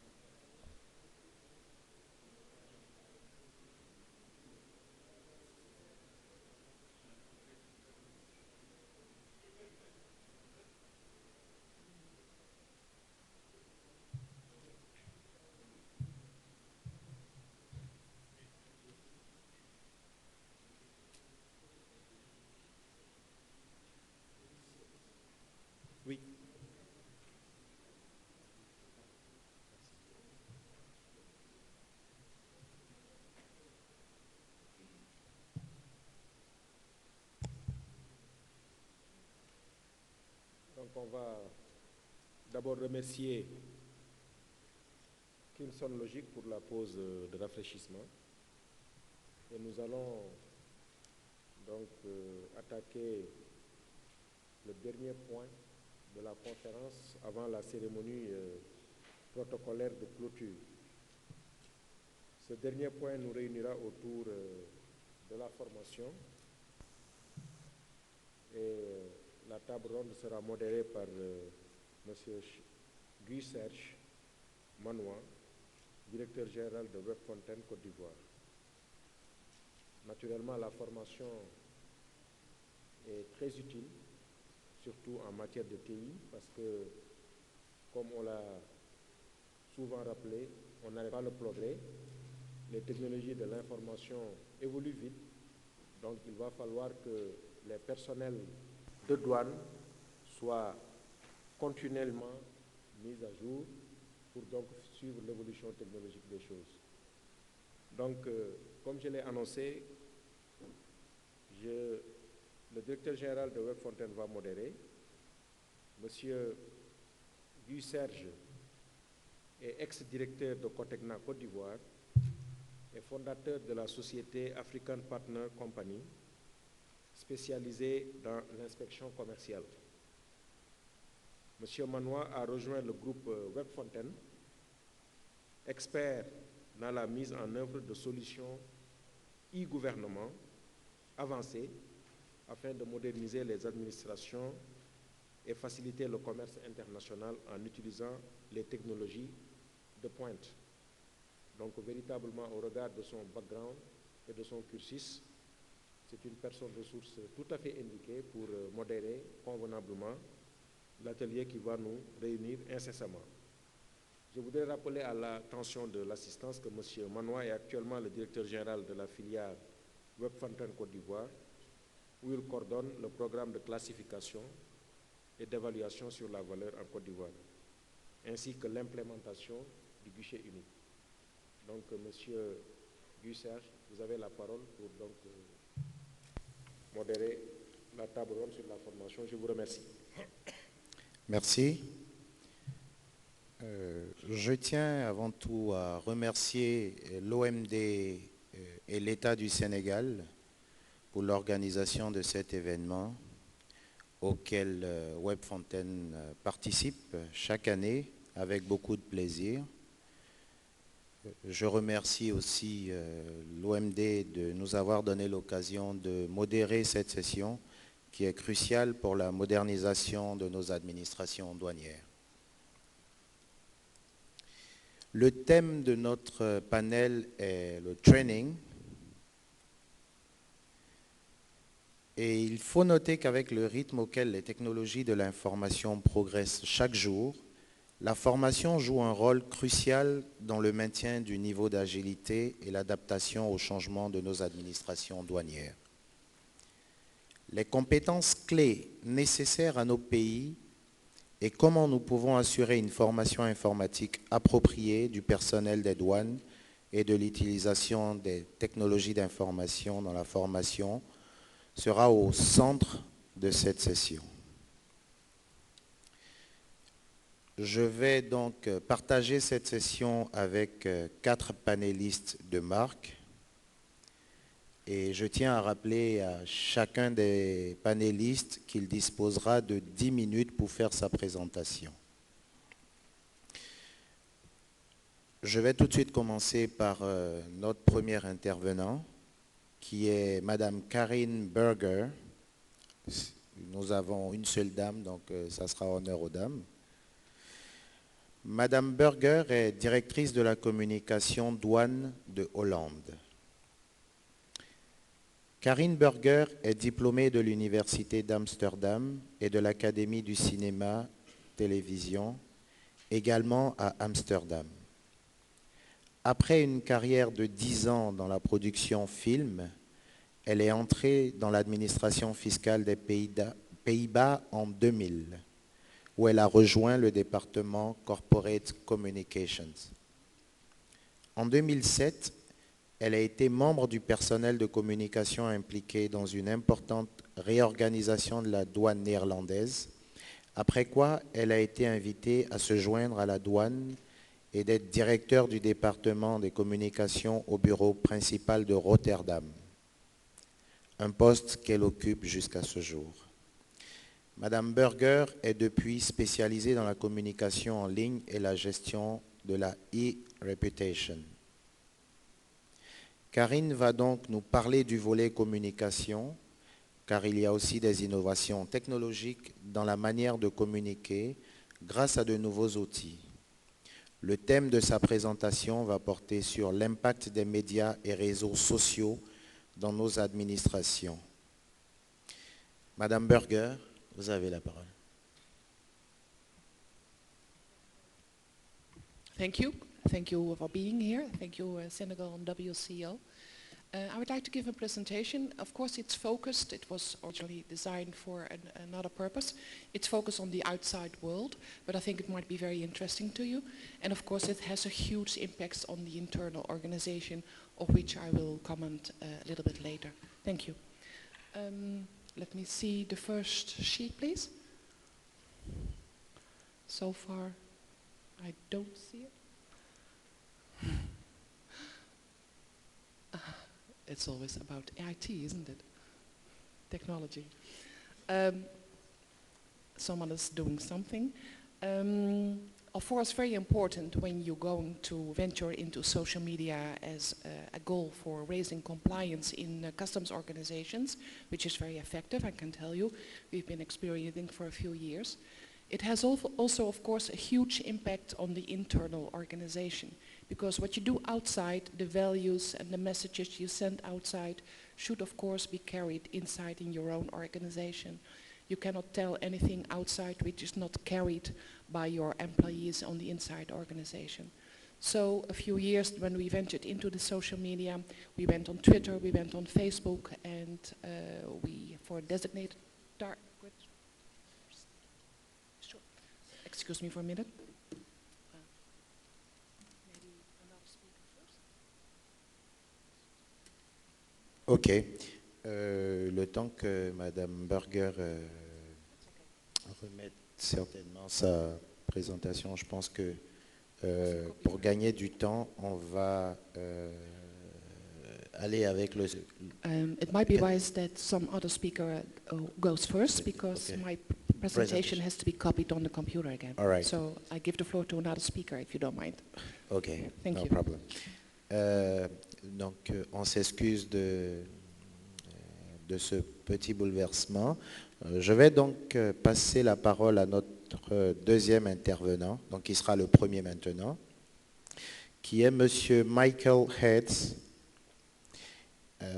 Pour vous présenter très rapidement Monsieur Heads, il est le directeur général de l'entreprise Sovereign Border Solutions. Michael est un brillant consultant qui accompagne et conseille les grandes entreprises, les gouvernements et les ONG dans le développement de stratégies d'affaires et des solutions de technologie de l'information pour transformer l'entreprise des douanes. Monsieur Heads est expert des questions relatives au commerce, en passant de la logistique, la conformité réglementaire, la sécurité de la chaîne logistique des douanes, de la modernisation des revenus et de la technologie d'approvisionnement sécurisée. Avant d'établir la solution Border Sovereign, M. Heads a occupé plusieurs postes de direction, notamment directeur de la stratégie de modernisation pour la South African Revenue Service, président de Global Link Trade Consulting à Washington, D.C. et membre du conseil de Tatis SA de la Suisse. M. Heads est récipiendaire du prix du service méritoire de l'OMD et le thème de sa présentation va porter sur le type de formation nécessaire à nos administrations douanières pour faire face aux nouvelles technologies. M. Heads, vous avez la parole. Merci. Thank you very much. I'm very pleased to be here today to talk to you about something that is an essential element of the customs journey to transform itself. And in today's environment with constantly changing technologies and ever more evolving trade environment, It's essential. So, looking at the context that shapes customs training environment, it's quite daunting. We have increasing trade volumes, increasing threats. We must deal with trader compliance, trade agreements, complicated legal matters, regulatory and legal issues, and of course capacity building and delivering service to our customers. So looking at the challenges that face customs, one would ask the question, how do you actually train staff to handle such complexity? I can think of no other organization in government that has such a complex mission as customs. Well, the good news is there's a lot of resources at our disposal. And in fact, I think one of the best resources available is the WCO has a vast library of training materials, curriculum, online courses, from the Kyoto Convention to the data model. So we have a very clear path, and most organizations don't have such a clear path in terms of what they need to do. So that's the good news. The challenge, however, though, is putting it all together. And how do you start, what happens in the middle, and how do you finish? So I'd like to present a model that we've developed, which is a very standard solution development lifecycle model, and take the role of a professor of, if I were a professor, which I'm not, if I were teaching a course on the customs transformation journey, what would the curriculum look like? So what would we do in the first year, what would we do in the second year, the third year, et cetera? So I'd just like to focus on that from a training perspective. And the first issue that one would have to deal with is actually understanding the context of training. Why are we doing it? What are our problems? What are our pain points? What do we need to achieve? And we must also have a structured approach to our training. And of course, we all want results. We want iterative results, but we also want immediate results. So we need to think about the future. We need a roadmap for modernization. So looking at the first year, what would the first year look like from a course perspective? Obviously, introduction to the transformation journey. We have to get the organization on board so that everyone understands the common mission. What are we all trying to achieve together? But I think the most important aspect of any business transformation, IT solution development, is understanding where your starting point is. A gap analysis is required.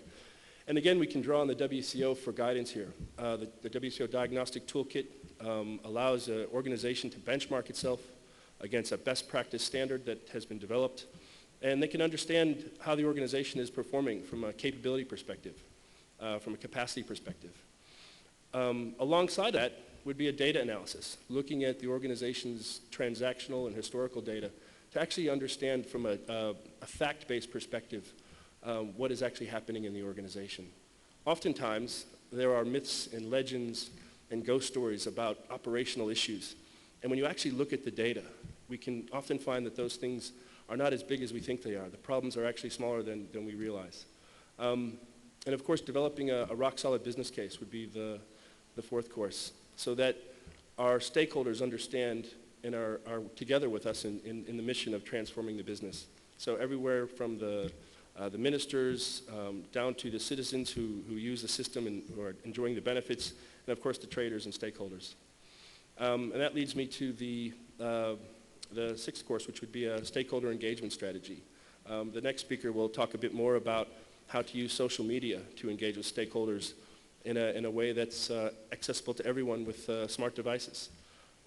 Finally, the strategy for transformation needs to be well articulated, documented, and laid out so that we can have a transformation roadmap that takes us from the very beginning of the journey to the end of the journey. So what does this look like? From a data perspective, one method is actually looking at your transactional data and preparing different views. Oftentimes we look at the transactional data from a two-dimensional, very static view. So what we would recommend is looking at it from a data cube perspective, looking at it from a multi-dimensional perspective, and asking the data questions. This will establish your fact base, allow you to better understand your traders, your trade community, the commodities that are flowing through the borders, and also understand the threat environment and the risks.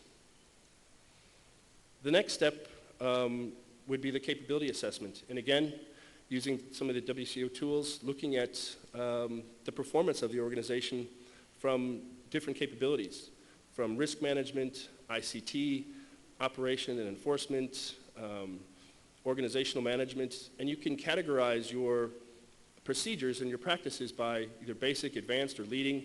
And this is just an example, a view of a customs organization from a capability perspective. And as you can see, in this case, the organization is performing at a very basic level.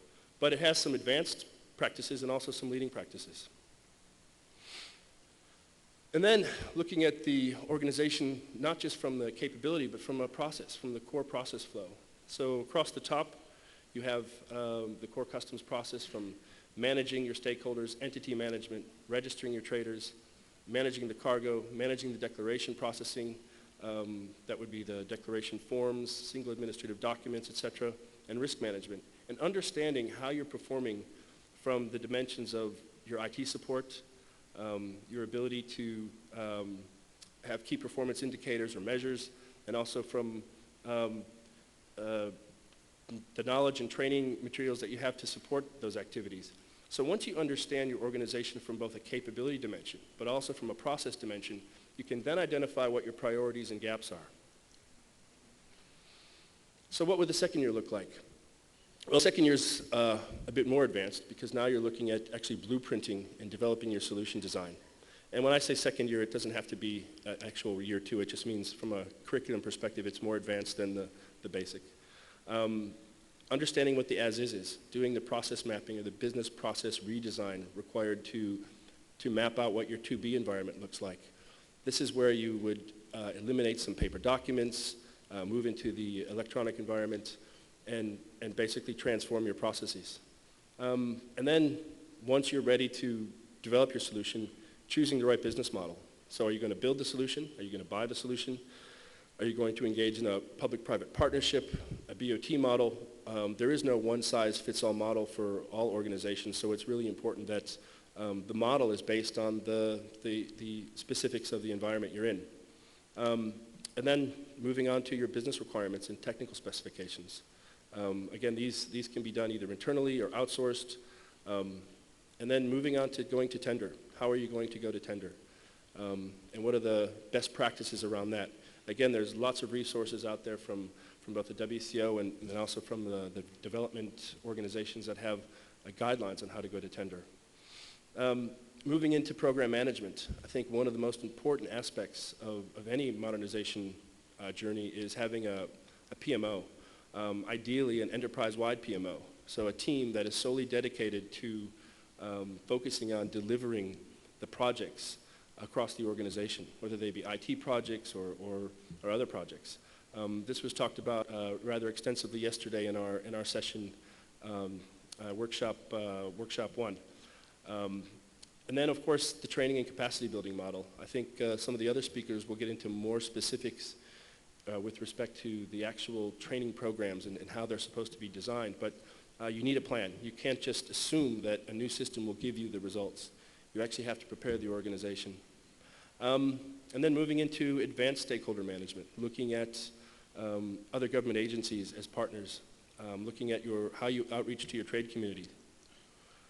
Finally, the third year would be implementing your program and doing that in a way that minimizes risk to both the organization and also to your stakeholders.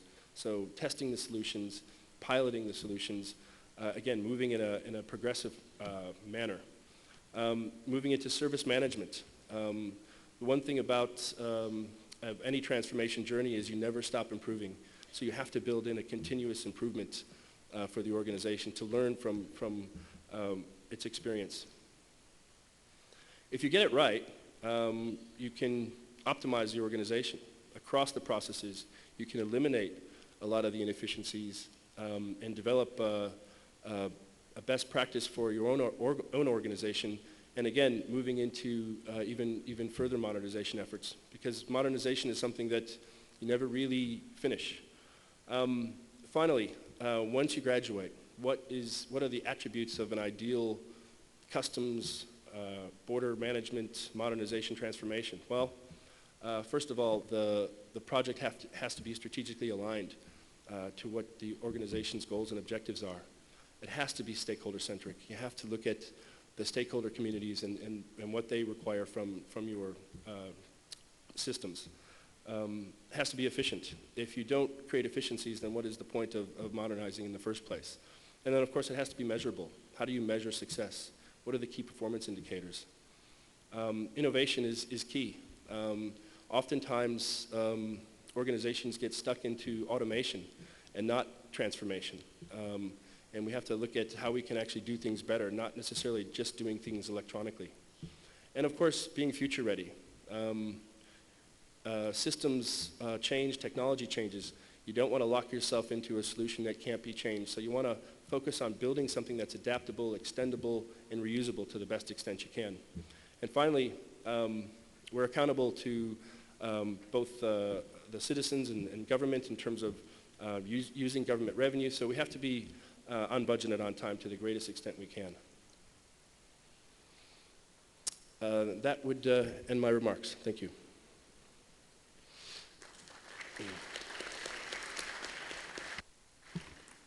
Merci, Monsieur Heads.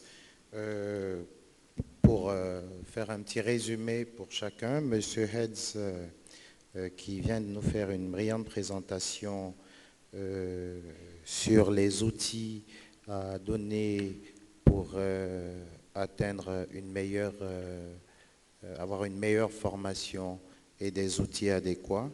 Monsieur Heads, donc, a articulé sa présentation autour de deux points principaux que j'ai notés.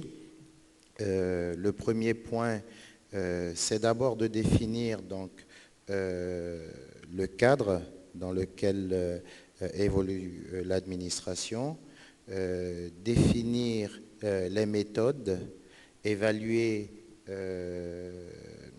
les différentes... excusez-moi... tenir compte des différentes lacunes et des différents problèmes, donc les identifier et mettre en place donc un certain nombre de procédures. Dans la deuxième partie, M. Heads incite donc et recommande de mettre en place une cartographie des différents problèmes identifiés afin de définir le modèle le plus adéquat donc aux réalités de nos administrations douanières.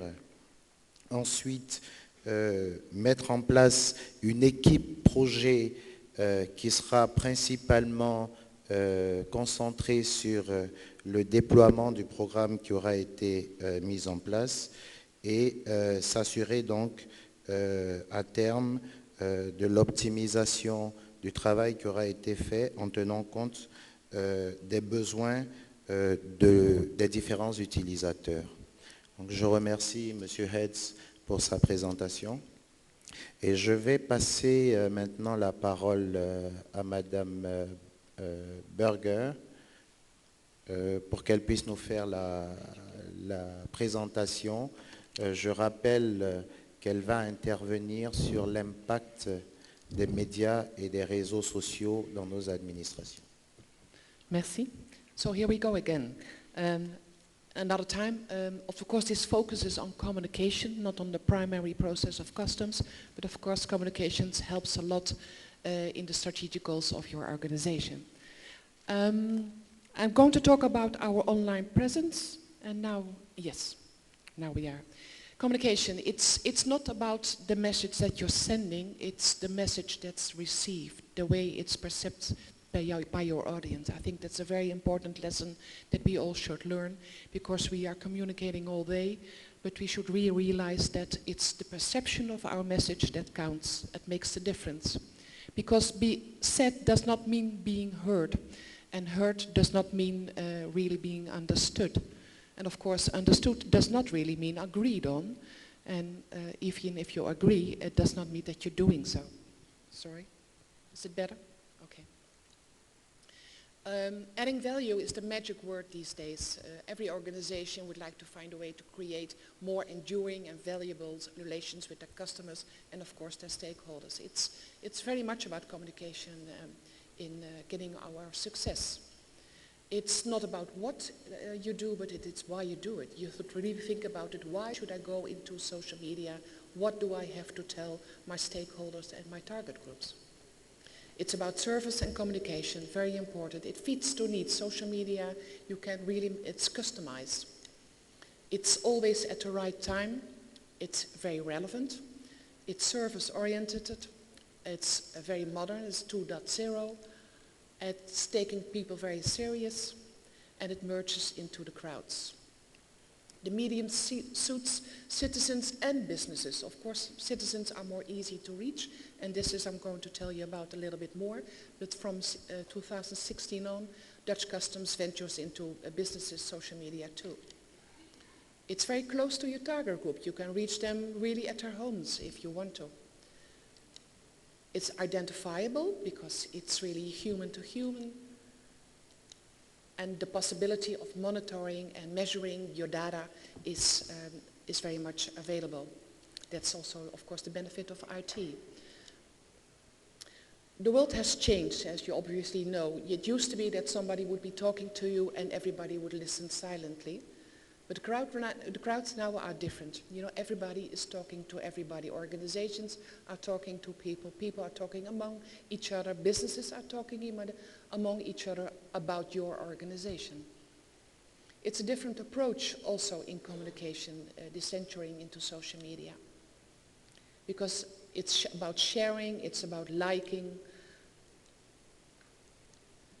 Come on, my clicker.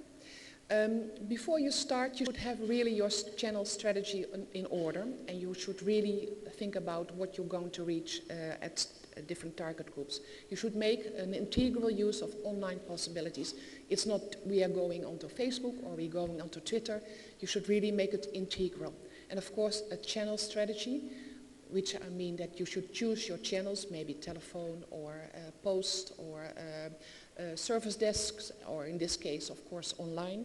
And we made our channel strategy and we focused on online, which means that we are less focusing on telephone or physical contact. What did we do? We went onto social media. Come on, my little clicker. Yes. We went on Facebook and on LinkedIn and on Twitter. Of course, there's many more social platforms. There are literally hundreds of social platforms. So I think you should always think in which country or for which stakeholders your social platforms are relevant. It's a World Wide Web. And of course, it's very important because your social media will always redirect to your website, and having a very good landing page, which is not too difficult to make, is a very important instrument. It's your ending station. Social media is not about sending, it's about sharing, liking, and following, and disliking, and having fun. And first of all, I'm going to talk very shortly about our Facebook community. We started this 2 years ago, and right now we have about 83,000 followers. And if you consider that every follower in your community has an average of 150 friends on Facebook, so 83,000 plus 150 friends, you can really count your reach through Facebook. It looks pleasant. It's just more than webcam. The content is very important. Content is king, but engagement is queen. You really, within your community, you should try to engage people by your messages. It's one of the skills people should have in your organization is community management. It's not about sending messages, it's about and receiving anymore, but it's about listening, and it's about understanding, and it's of course very much about interaction. And interaction means that when you go on social media, you should be aware that people are going to react on your post, and you should always, always react. Because if you go on social media and you're just sending, then you're having old behavior in a very new world. It's really not done.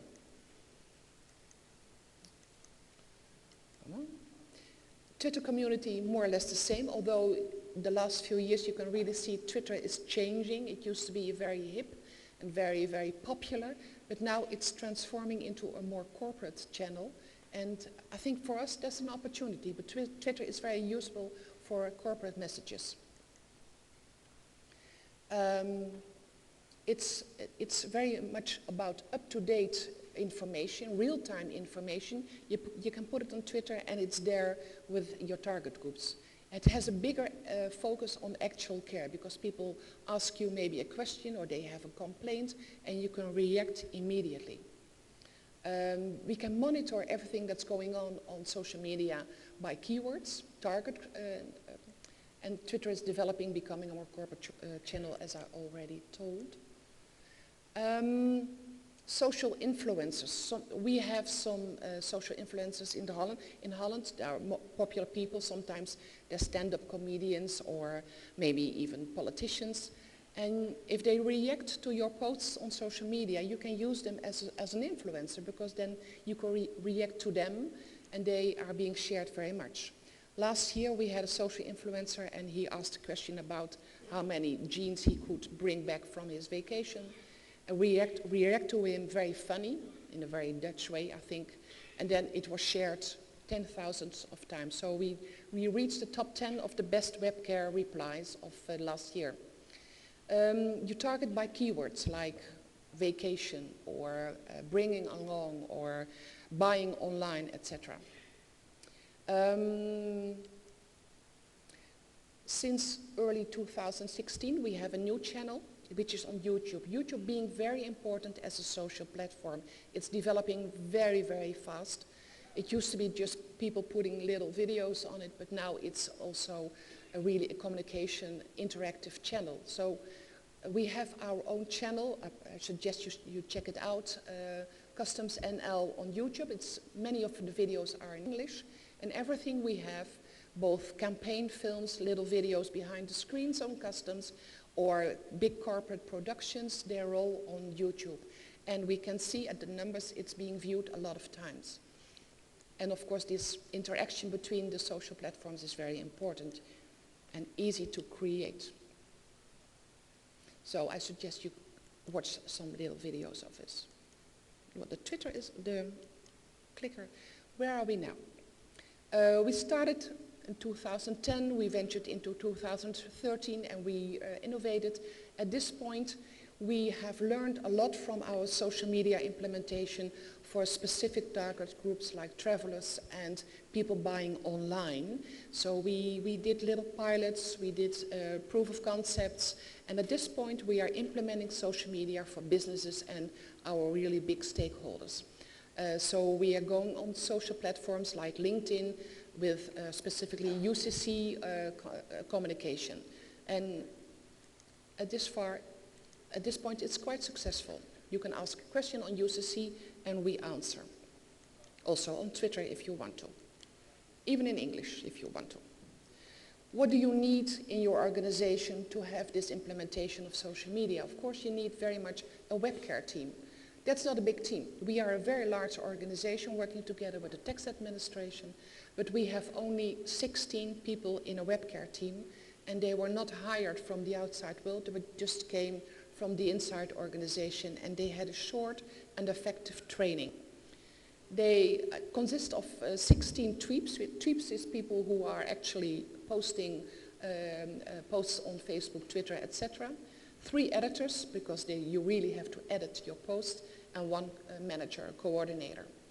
And it's supported by all kinds of data pooling and campaign managers, communication advisors, press officers, our spokespersons, etc.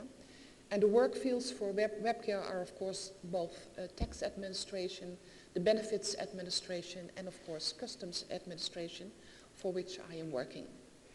Web care team has a dashboard. And of course they have some kind of do's and don'ts, because not everything you should put online, especially because since you're posting from a government or organization. There are some very simple do's and don'ts. What you see on the screen, it's there. Very basic and very simple. This is a screenshot of the dashboard. And this is a tool. So you see there's all kinds of data pooling. We can measure sentiment, besides the reach, of course, the real facts and figures, but we can also measure by web scraping and all kinds of smart internet tools, the sentiment around certain subjects, like smuggling or drugs or weapons. So you can measure very smartly and very easy also the sentiment around certain topics, to which you can react as a web care team. You know, this summer, vacation is coming, everybody's going out abroad, people are bringing back all kinds of food or maybe weapons, and then we use our social media to help them doing the right thing. Of course, many times, you know, social media information communication is basically superficial, and sometimes you have to redirect to your website. And when you do redirect, you have to have a landing page, which is the first page which people click on your website on a specific topic. And it's very easy to create a very good landing page. There's some specifics that you should count in. This is the landing page for the target group travelers. As you can see, it's very basic. There's not too much text. There's some beautiful, colorful photography, not too much. People taking you seriously.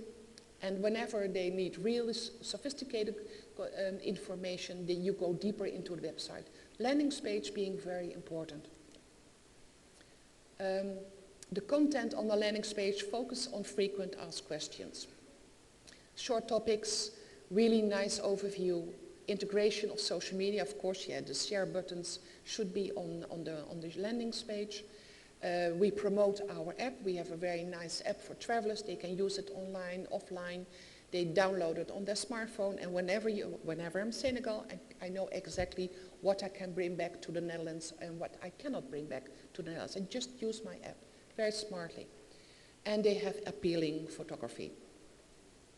Another target group which we piloted was the people buying on the internet. As you already probably know, online purchases is a booming industry. All kinds of stuff's coming into your country through the internet, and people just don't know, or they are misled on the internet where it's coming from, when it may be counterfeit goods or just things that you should not bring back. So we have a virtual assistant, which is a smart technical tool. It's not a person, it's a machine. It's a 98% accurate machine that answers questions for people regarding the topic of internet buying. Just ask the customs organization. The virtual assistant, it's 98%, as I told you.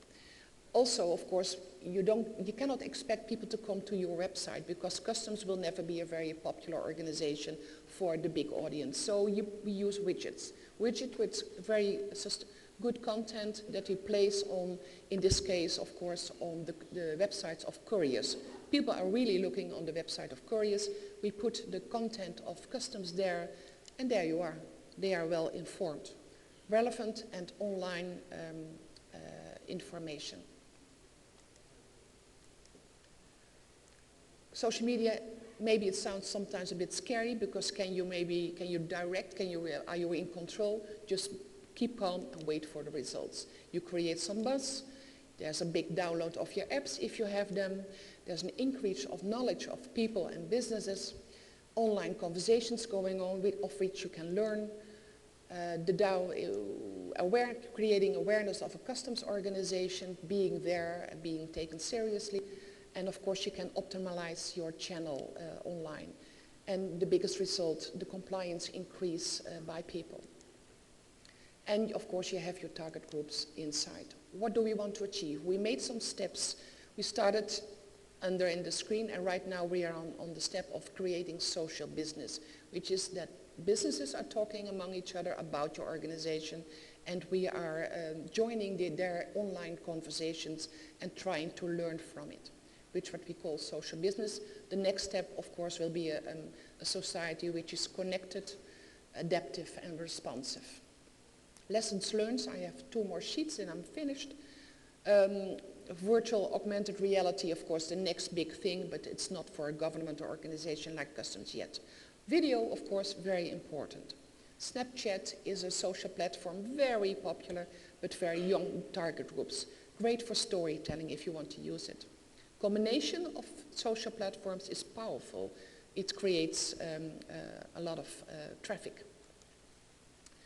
We're moving from a textual organization to a more image-oriented organization. So you should adapt your content strategy. Not too much text, work with image. Image meaning video, photography, infographics, cartoons, whatever you want. 60% image, 40% text, and I think that amount is still counting. You should seek out your social influencers if you have them. Make them your ambassadors of your organization. and react to their posts. Sorry, Mrs. Berger, I remind you that you have 1 minute. 10 I think this is minutes, my and last we sheet. are more than... yeah. Okay. The result will be that you have a growth of reach and engagement and therefore a higher compliance and a better reputation. And I think on the tips and tricks, we start and adjust along the way. Don't be afraid of trial and error. It's human to human and it's an ongoing process. This is where you can find us, you can find it, and that's it. Sorry to be a little late, Mr. Chair. Merci, Madame Berger.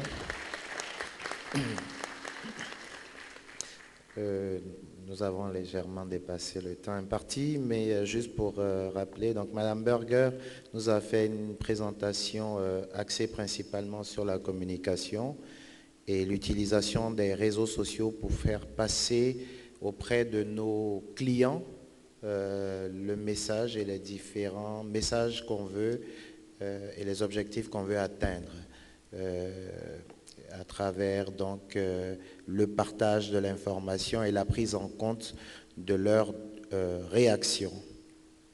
Nous allons passer au troisième intervenant qui est Monsieur Gilles Begré, directeur du service informatique de la douane ivoirienne. Mais je souhaiterais profiter de cette occasion pour remercier le directeur général de la douane de Côte d'Ivoire et du Mali, le directeur général de la douane de Côte d'Ivoire qui est dans cette salle et qui, je le rappelle, a été élu lors de la dernière conférence des DGD, vice-président de l'OMD pour la région AOC, et qui nous fait l'honneur donc d'être présent à cette session. Monsieur Begré, directeur du service informatique des douanes de Côte d'Ivoire, président du groupe de travail régional sur le développement IT de la zone AOC de l'OMD. Il a été directeur de la production et directeur de développement dans le SIDAM World, système informatique douanier de la Côte d'Ivoire, principalement pour ce qui concerne le projet de la migration. Monsieur Begré est ingénieur en informatique de formation et diplômé de l'Institut national polytechnique de Yamoussoukro. Sa présentation va porter sur sa vision en termes d'organisation interne des administrations douanières pour faire face aux technologies de l'information. Il va certainement parler aussi du modèle qui est mis en place en Côte d'Ivoire. Monsieur Begré, vous avez la parole. Merci, Président. Je voudrais déjà remercier l'OMD pour avoir associé la Côte d'Ivoire à ce panel sur la formation. Et je vais aller directement sur la présentation. Alors, le thème de cette séance est la technologie de l'information progresse chaque jour davantage et les connaissances ainsi que la formation jouent un rôle essentiel pour continuer à s'adapter aux changements avec souplesse. Je ne vois pas le slide sur l'écran.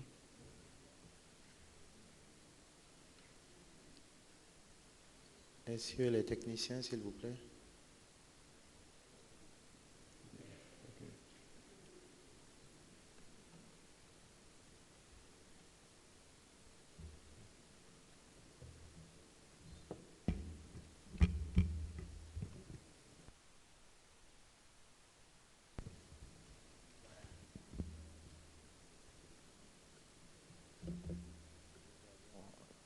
Nous avons visiblement quelques petits soucis avec la technique.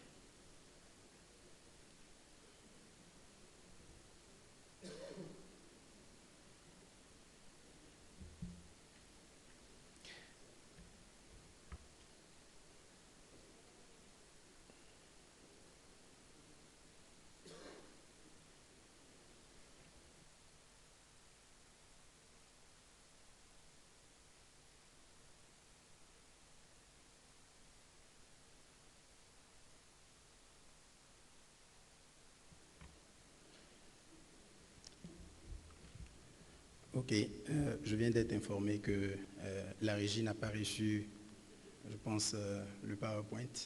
Donc, je vais faire la présentation, mais vous ne l'aurez pas en visuel. Alors, sur ce thème qui traite de la formation et des technologies de l'information, il faut dire qu'au niveau de la douane, la direction de l'informatique et la direction de la formation se sont penchées sur cette question et a fait des réflexions. Déjà, il faut rappeler aussi que la stratégie du directeur général qui est de mettre en place une douane moderne, modèle et performante. Sur cette stratégie-là reposaient les deux piliers qui étaient bien entendu l'informatique, l'IT et la formation. C'est pour ça que ce thème est bien choisi pour nous. Alors, nous avons retenu 3 axes de réflexion autour de ce thème. Le premier, c'est comment les administrations douanières doivent-elles s'adapter aux évolutions de la TI. Le deuxième, quelle politique de formation à la TI mettre en place au profit du personnel des douanes. Et le troisième, comment les TI peuvent-elles être utilisées efficacement aux fins de la formation du personnel des administrations douanières. Alors, comment les administrations douanières doivent-elles s'adapter aux évolutions de la TI? Je pense qu'on l'a rappelé assez suffisamment lors de ces assises, que l'informatique évolue rapidement. Il y a plusieurs exemples qui l'illustrent. Aujourd'hui, la population d'Internet a fait, je vais dire, a été multipliée, on peut dire, par 10, par 100 ou un peu plus. Les technologies de l'information sont dans tous les domaines et leur application n'est plus à démontrer. Alors, comment les douanes peuvent efficacement suivre l'ensemble de ces évolutions? Sur ce point, nous avons noté 4 éléments essentiels. Alors, identifier déjà l'ensemble de ces technologies-là, qui est le premier point. Et pour faire cette identification, il est question de mettre en place une veille technologique à l'effet d'identifier et suivre les évolutions technologiques. Après cette identification, il faut faire des choix. Faire des choix opérationnels des évolutions technologiques en tenant compte du plan de modernisation des administrations. Dans le troisième volet, il est question de former le personnel technique. Et enfin, sur le quatrième point concernant comment les administrations douanières doivent-elles s'adapter aux évolutions, il est question d'appliquer. Alors, je ne l'ai pas dit d'entrée de jeu, mais sur chaque point, je vais expliquer un peu l'expérience de la Côte d'Ivoire sur l'approche.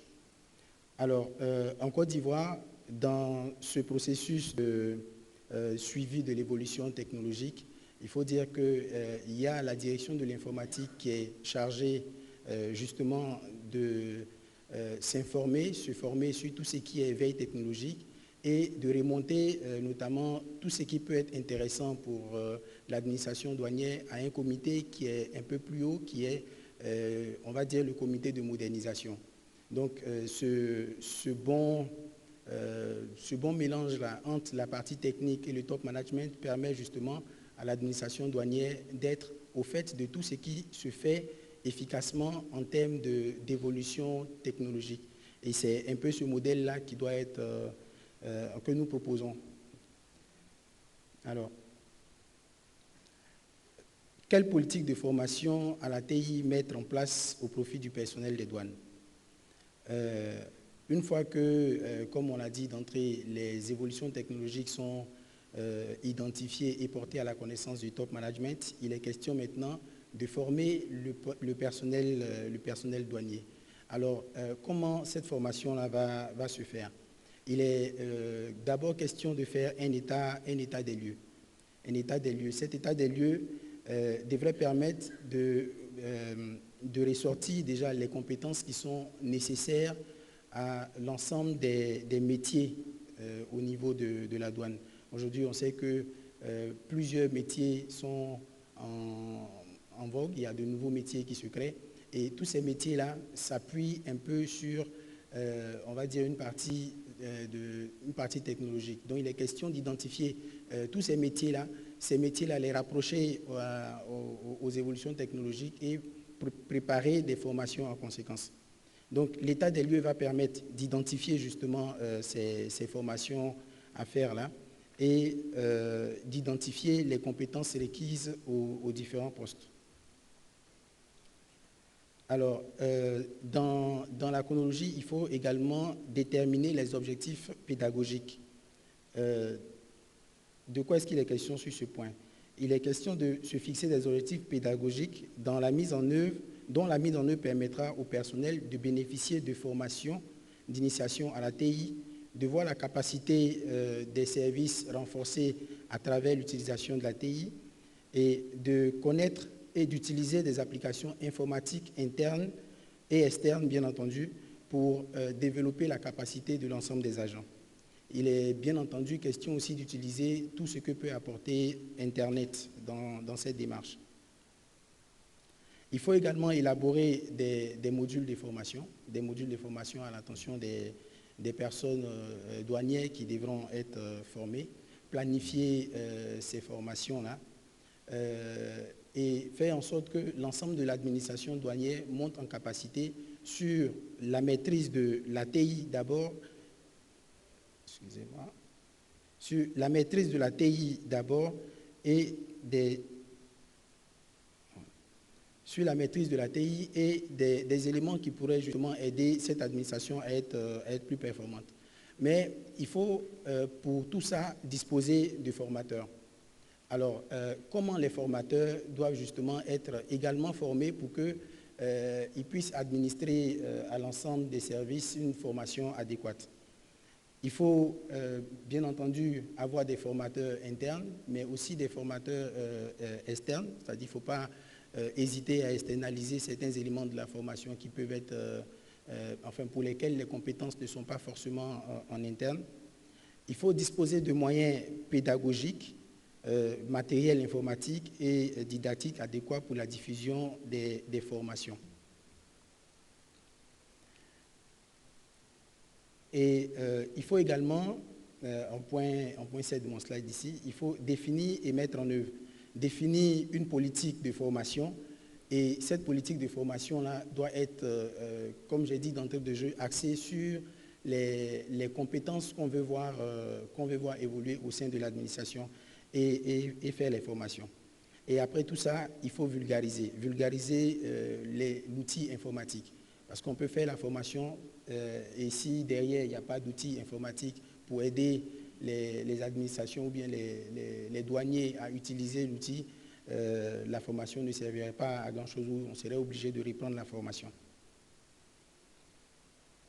Alors, comment les TI, le point 3, comment les TI peuvent-elles être utilisées efficacement aux fins de la formation du personnel des administrations douanières?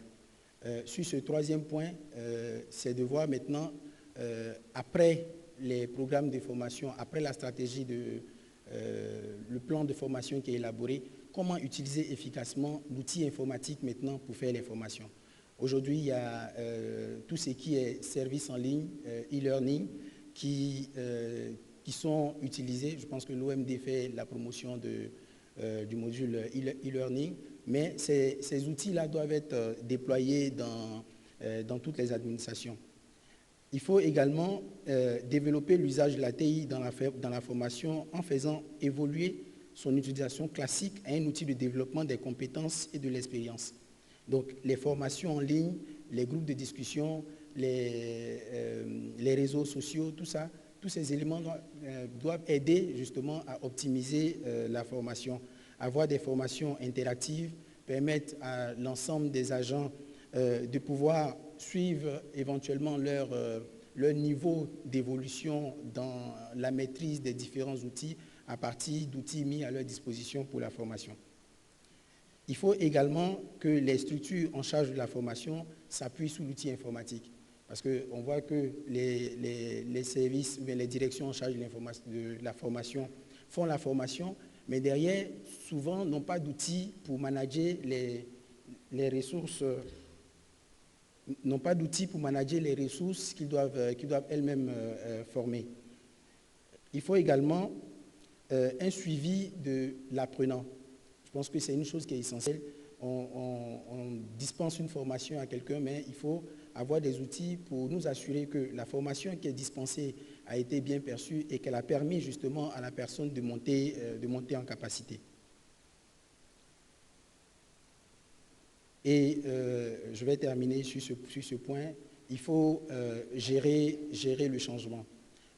Parce que il y a la formation, mais ce qu'on comprend aussi, c'est que pas mal de personnes sont un peu réfractaires au changement et ne sont pas totalement à l'aise face à l'outil informatique. Donc sur ce point-là, il faut prendre le temps d'expliquer l'importance de l'outil informatique, faire accepter aux apprenants qu'aujourd'hui, rien ne peut se faire sans l'informatique et mettre tout en œuvre pour que et les apprenants et les enseignants se mettent vraiment à l'outil informatique pour administrer efficacement la formation. Merci. Merci, Monsieur Begré. Donc, Monsieur Begré nous a parlé des technologies d'information qui doivent être des éléments clés dans le cadre des formations qui sont dispensées donc, à nos administrations douanières. Et ce processus doit s'appuyer sur 4 points principaux. L'identification des technologies que l'on souhaite utiliser, le choix de la technologie qu'on souhaite mettre en application, la définition du modèle de formation pour le personnel et ensuite la mise en application à travers donc l'usage de l'outil informatique. Merci Monsieur Begré. Nous allons maintenant passer la parole à notre dernier intervenant qui est Monsieur Jean-Michel Mattei. Monsieur Mattei est le directeur du service informatique de la douane française. Il est ingénieur général des mines. Monsieur Mattei est expert en IT et télécom et il est reconnu à travers le monde pour son approche stratégique du processus de la gouvernance des grands projets. Jean-Michel était auparavant directeur de l'information du Bureau de l'immigration française et il a aussi travaillé dans la modernisation du gouvernement français, la mairie de Paris et Orange Télécom. Jean-Michel intervient également sur les initiatives e-gouvernementales, travaillant sur de nombreux projets de modernisation et de transformation de l'entreprise, y compris la mise en œuvre des systèmes informatiques des douanes, les implémentations de guichets uniques et les chaînes produits informatiques. Monsieur Mattei va nous entretenir sur le business model de la France en termes de formation des douanes. Monsieur Mattei, vous avez la parole. Merci, je vois que les transparents sont prêts. Je veux d'abord dire que je suis très honoré d'être le dernier intervenant de cette session et je voulais remercier l'OMD et le Sénégal pour cette organisation parfaite, avec un petit clin d'œil peut-être pour les traductrices qui nous permettent de suivre les débats, quelle que soit la langue, de manière très fluide depuis 3 jours. Alors quand on parle de formation, je crois qu'il est important de savoir une formation pourquoi et au service de quelle organisation. Donc en quelques slides, je vais vous présenter les missions de la douane, ce que l'on fait. On fait donc les missions de lutte contre la fraude, lutte contre la grande fraude, la criminalité, le terrorisme. On protège le citoyen des contrefaçons sur les médicaments, sur les pièces auto, sur tout un tas de sujets de ce type. On protège les entreprises contre la concurrence déloyale et on protège aussi le patrimoine culturel et naturel du pays. Deuxième mission, une mission économique, une mission purement douanière, je dirais. Mettre en place des procédures adaptées aux besoins, fluidifier les échanges, soutenir l'activité des entreprises à l'exportation et favoriser l'attractivité des plateformes logistiques nationales. Ça, c'est un point important. Accompagner le développement de différentes filières économiques. Nous faisons également l'élaboration des statistiques du commerce intérieur. Troisième point d'activité de la douane française, qui est relativement important. On en a parlé hier en atelier, les contributions indirectes, une mission fiscale, puisque, pour vous donner une idée, la douane française perçoit en contribution indirecte l'équivalent des impôts sur le revenu en France. Donc les droits et taxes diverses, on accompagne l'évolution de la fiscalité, et la fiscalité est un domaine où nous devons encore dématérialiser un certain nombre de processus. Et puis nous développons évidemment un contrôle de la fiscalité, comme quoi elle est bien appliquée. Alors les moyens matériels de la douane, je ne vais pas les citer puisque vous les avez à l'écran, un certain nombre de moyens d'action qui sont disponibles sur l'ensemble du territoire, et puis également un certain nombre d'autres moyens, je dirais, plus techniques ou scientifiques, type scanner, type des appareils à rayons X. Enfin voilà, nous avons tout un tas d'équipements techniques divers et variés. Et donc c'est important parce que une fois qu'on a vu les missions, qu'on a vu les moyens que l'on a, et bien évidemment il y a des hommes derrière tout ça. Et donc les effectifs de la douane française, si ça marche, j'arrive plus à faire passer le suivant. Ah voilà. Donc les effectifs de la douane française, à peu près 16 500 personnes. Une grosse moitié dédiée aux opérations commerciales, services généraux, et puis l'autre part, qui est la partie surveillance, je dirais lutte contre la fraude, douane proprement dit.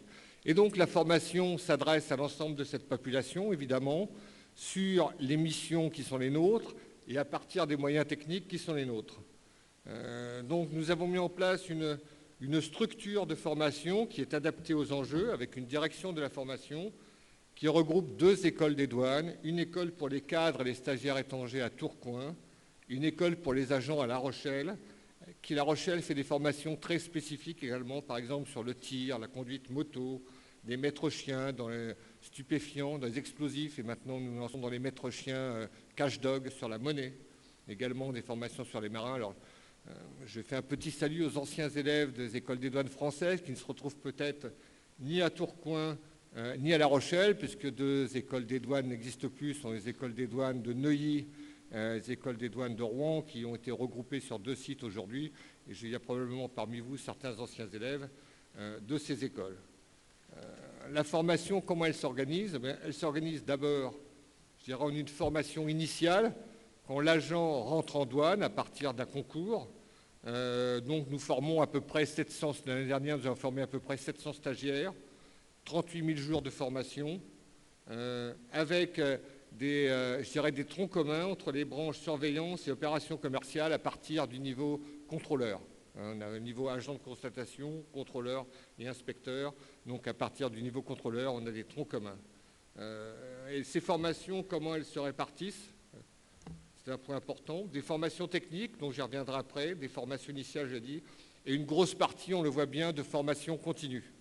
Parce que les gens, évidemment, ont une formation sur un tronc commun douanier à lexique de base quand ils rentrent, mais après, il y a toute la suite de leur carrière, on a besoin d'actualiser les connaissances.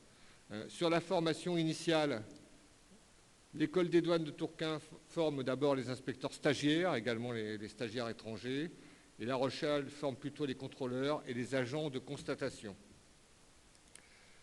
Une fois que ces agents sont formés, ils sont évidemment affectés dans des brigades sur le terrain. Et donc sur le terrain, après on passe à la formation continue tout au long de la carrière. Donc par exemple en 2015, 92% des agents ont suivi une formation. Je pense que c'est un chiffre important sur lequel il faut s'attarder. Ça montre que la formation est un souci majeur de la douane française, parce qu'on peut être performant que si l'ensemble des agents est bien formé, a bien compris les outils, sait s'en servir et connaît bien la politique de la maison. Alors en moyenne, chaque agent a un peu plus de 5 jours, près de 6 jours de formation par an. Je vous donne comme par exemple des nouveaux thèmes. Chaque année, nous enrichissons le catalogue en fonction de l'évolution du métier. Par exemple, sur le contrôle ferroviaire, le commandement des unités, les infractions financières, aussi des thèmes très transversaux sur la gestion des ressources humaines, le management, la sécurité, des conditions de travail et les applications informatiques qui me tiennent particulièrement à cœur, parce que nous avons un rythme assez fort d'évolution informatique, et derrière chaque nouvelle application, il y a évidemment tout un tas de sessions de formation qui sont prévues. Si on regarde un petit peu la répartition de cette formation, vous voyez qu'elle s'équilibre entre différents thèmes. Vous aurez les transparents en téléchargement à l'issue pas d'aujourd'hui, mais certainement dans la semaine prochaine par l'OMD. Donc je vais passer assez vite et terminer, puisque nous sommes dans un forum IT, peut-être par la e-formation, où nous avons un catalogue d'e-formation que nous enrichissons chaque mois ou chaque année. 48 modèles, leçons, parcours sont aujourd'hui disponibles. 42 000 heures de formation ont été dispensées l'an dernier, par exemple, avec un taux de satisfaction de 64%. Disponible évidemment en interne sur le réseau interne de la douane, mais aussi en extranet. Les agents peuvent se former depuis chez eux. Alors, sur ces modules de e-formation, je voudrais terminer là-dessus. Il y a un certain délai, je dirais, entre le moment où on a une idée d'un module e-learning et le moment où on le met en œuvre. Si je prends l'exemple qui aurait pu être un autre, l'exemple du pistolet, nous avons fait un module de e-formation sur le montage et démontage d'un pistolet. La douane a acquis un scanner 3D, ce qui était une nouveauté. On était le premier client sur ce type de matériel pour l'importateur, pour améliorer le logiciel de traitement. Derrière, une vidéo HD. Et à partir de ça, on a numérisé, on a pu mettre en place un certain nombre d'exercices de montage et de démontage du pistolet. Ce scanner pourra aussi être utilisé, par exemple, pour modéliser des contrefaçons, des déchets, des biens culturels relevant de la Convention de Washington. Donc voilà un petit peu les choses que l'on met en place, qui se développent petit à petit. Et autre point important, je crois, de e-learning, pour ce qui nous concerne, c'est que nous sommes dans une réduction des coûts. Donc le e-learning permet d'éviter les déplacements des agents, permet d'être disponible quand on veut. Et donc c'est pour nous la solution d'avenir. Je vais m'arrêter là parce que je crois que le temps tourne et on me fait des signes désespérés. Merci à tous. Merci, Monsieur Mattei. Donc, pour rappeler, Monsieur Mattei nous a présenté le modèle en termes de formation de la douane française. Il nous a rappelé les missions de la douane, les moyens utilisés et les moyens utilisés aussi dans le cadre de la formation qui se décline en 3 aspects principaux: la formation initiale, la formation technique et la formation continue. Et bien entendu, la prise en compte du modèle e-learning pour donc coller aux réalités et optimiser les ressources. Je remercie nos 4 panélistes. Je m'excuse aussi pour le temps qui a été un petit peu dépassé. Il nous reste 5 minutes et je vais passer la parole au public pour recueillir quelques questions s'il y en a. Merci beaucoup les panélistes et à vous les participants.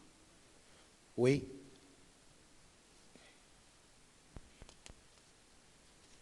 Thanks. My name is Yawatan, professor at TU Delft.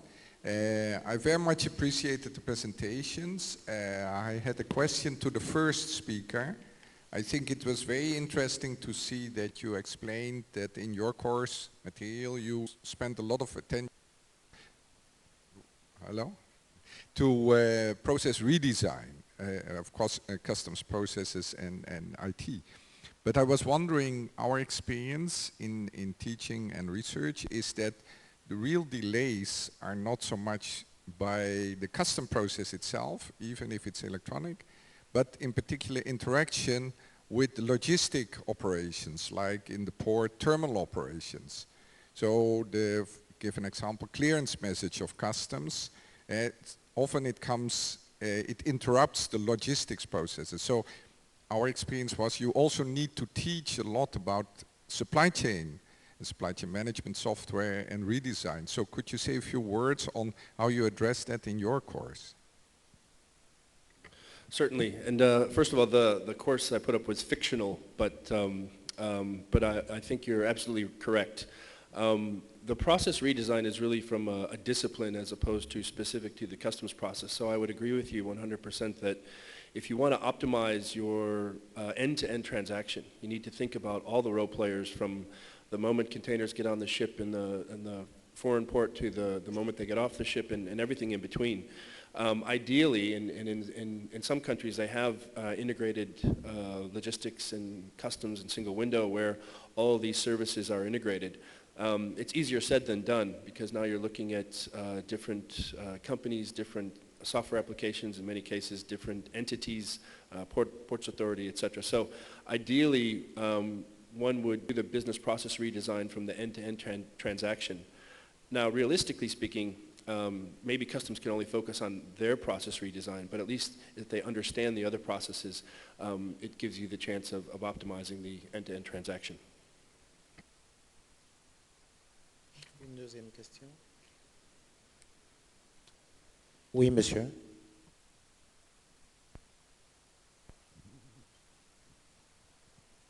Merci, monsieur le modérateur. Je me présente, je suis monsieur Sidi Touré, du syndicat des auxiliaires de transport du Sénégal. Donc, je suis un commissionnaire en douane, donc du secteur privé. Ma question va s'adresser à monsieur le secrétaire général de l'OMD. D'abord, je remercie l'OMD et la Direction générale des douanes pour cette belle conférence, haute en couleur et riche en enseignements.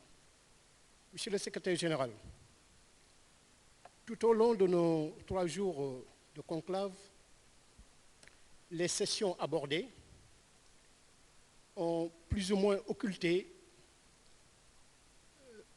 la question de l'investissement. Parce que toutes ces sessions-là ont un point commun, à savoir un investissement lourd et fort. Nous savons tous que les douanes, en général les douanes des pays du Sud, sont confrontées à des problèmes d'ordre budgétaire très importants. Je me posais la question de savoir, n'est-il pas venu le temps pour l'OMD de créer la charte de l'investissement pour à la fois inviter et inciter les États, du moins c'est les gouvernements des pays membres, à rétrocéder une partie des recettes collectées par les douanes afin de leur permettre de mieux asseoir leur politique de modernisation et d'investissement. Merci. Excusez-moi, je ne sais pas si le secrétaire général souhaite intervenir, mais je souhaiterais rappeler quand même aux participants que nous sommes à un panel et que les questions doivent tenir compte des présentations qu'on a eu à faire. Et là, on sort vraiment du cadre. Je ne sais pas si monsieur le secrétaire général souhaite dire 2 mots.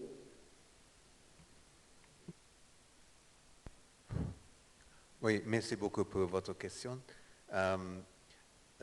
Donc, l'investissement et bien sûr le financement est nécessaire. Et c'est le domaine à laquelle nous avons travaillé pour développer des business cases, disons, comment plaider auprès du gouvernement, parce que finalement, le financement, c'est la responsabilité du gouvernement central.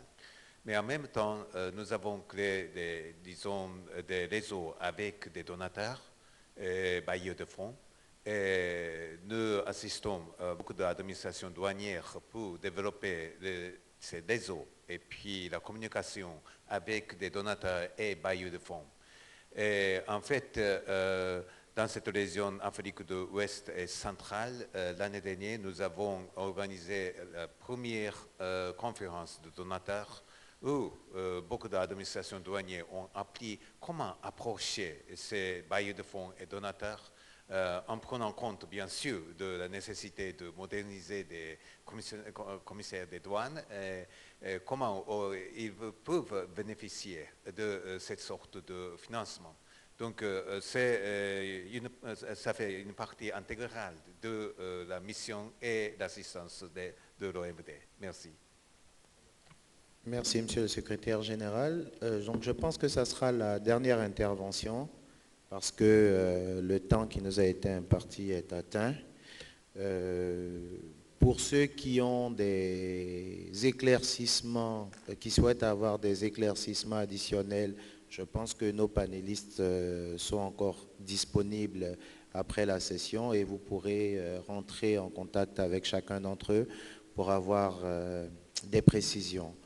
Je vous remercie pour votre participation à ce panel. Merci à Monsieur le Secrétaire Général d'avoir intervenu et la session est levée. Merci.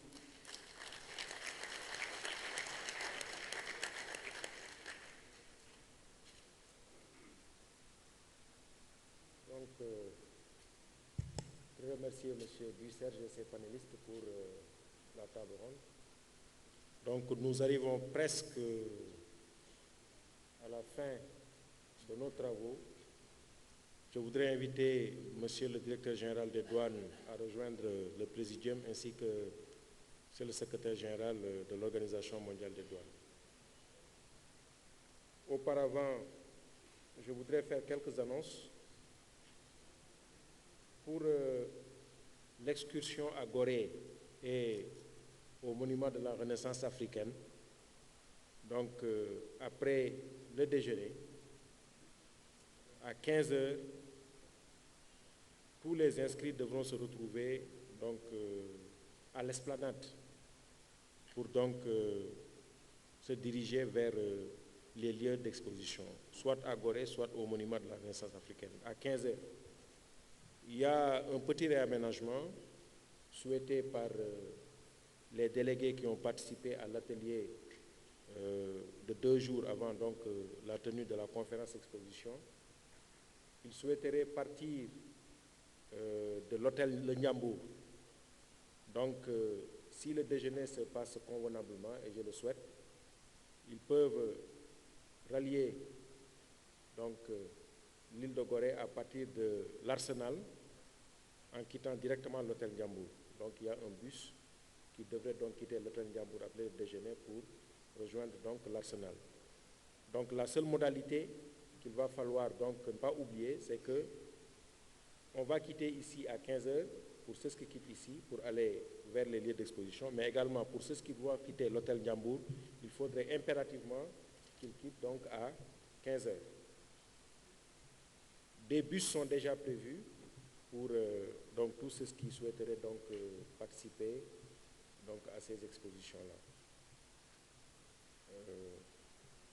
Au-delà de ça, je crois que moi, en tant que président de séance, j'ai eu le plaisir et l'honneur de conduire les travaux et ce fut un moment très intense de discussion et d'échanges fructueux au bénéfice de la communauté douanière internationale ainsi qu'au bénéfice du partenariat public-privé parce qu'en vérité, au regard même du format de ce forum, c'est un format qui fait la promotion du partenariat public-privé.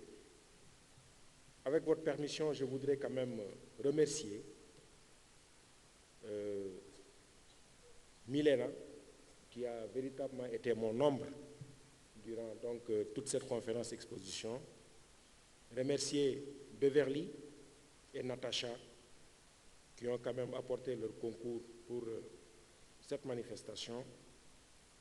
Remercier les interprètes qui nous ont aidés à comprendre dans le sens d'un dialogue, parce qu'il peut arriver que certains exposants ne comprennent pas le français, donc véritablement les interprètes nous ont aidés, vice-versa, aussi bien en français qu'en anglais. Vraiment, je voudrais les remercier et demander à la salle vraiment de se joindre à moi pour vraiment les applaudir vivement parce qu'ils nous ont véritablement aidés de ce point de vue. Remercier également la presse, parce que la presse quand même nous a accompagnés durant donc tous nos travaux et la communication nous a également aidés de ce point de vue et la presse nous a aidés. Remercier également le BCL qui nous a beaucoup accompagnés dans l'organisation et remercier également les hôtesses qui ont véritablement rafraîchi l'environnement par leur prestance. Et enfin, remercier tous les participants pour les discussions engagées et très actives. On ne se remercie pas parce que j'ai été le président du comité préparateur d'organisation. Certainement, une voix plus autorisée que la mienne viendra le faire à ma place. Mais en tout cas, pour la partie sénégalaise, nous n'avons fait que notre devoir. Attendons que la voix plus autorisée que la mienne puisse donc nous remercier ou nous féliciter. Mais en tout cas, nous avons fait notre devoir. Donc voilà ce que je voulais dire en termes de propos liminaires. Et donc laisser le soin par rapport donc à l'organisation de la cérémonie de clôture. Monsieur le secrétaire général va prononcer son mot. Ensuite, nous allons inviter monsieur Ray McDonald au niveau du pupitre pour faire une annonce. Et on va terminer par le discours de clôture de monsieur le directeur général des douanes. Je vous remercie de votre attention.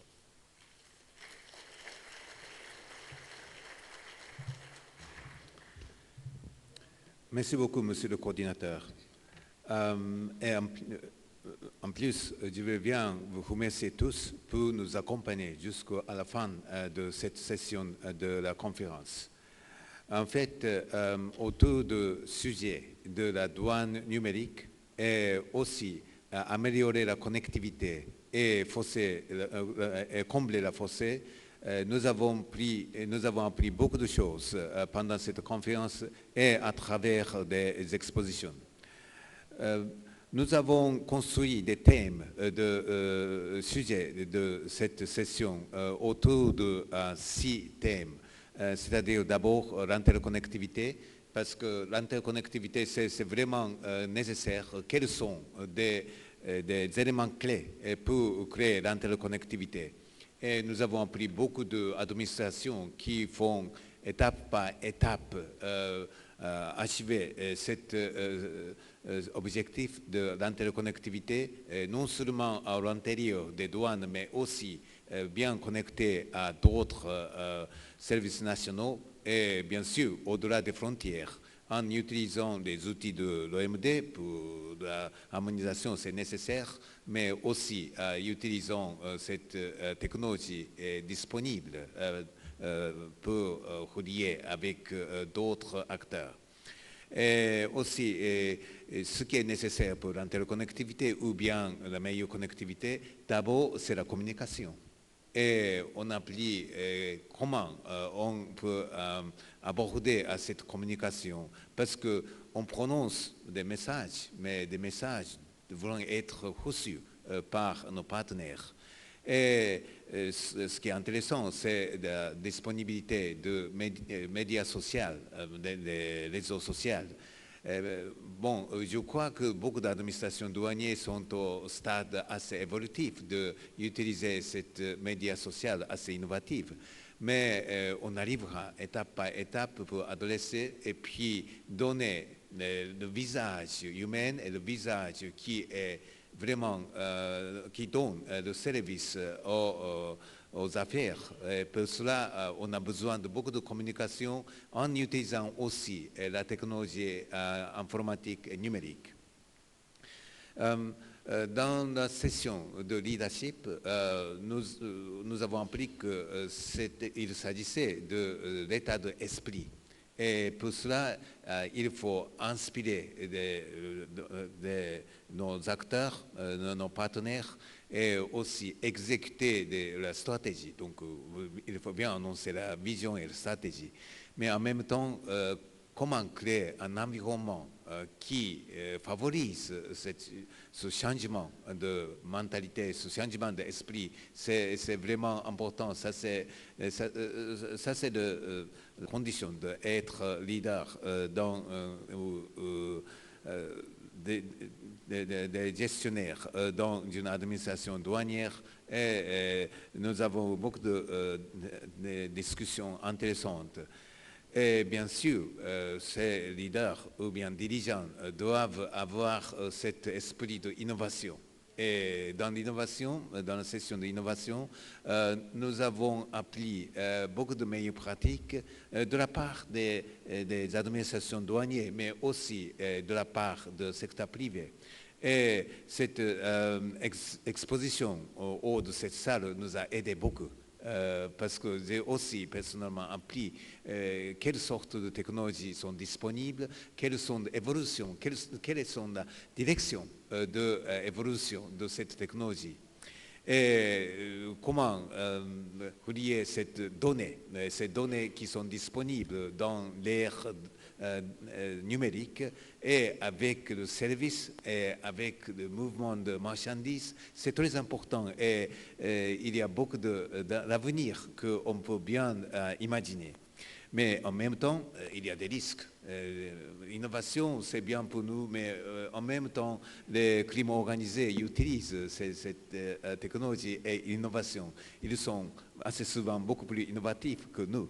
Donc, il faut rattraper cette évolution tout le temps. Donc, avoir cet esprit innovatif pour l'administration douanière est vraiment, vraiment essentiel.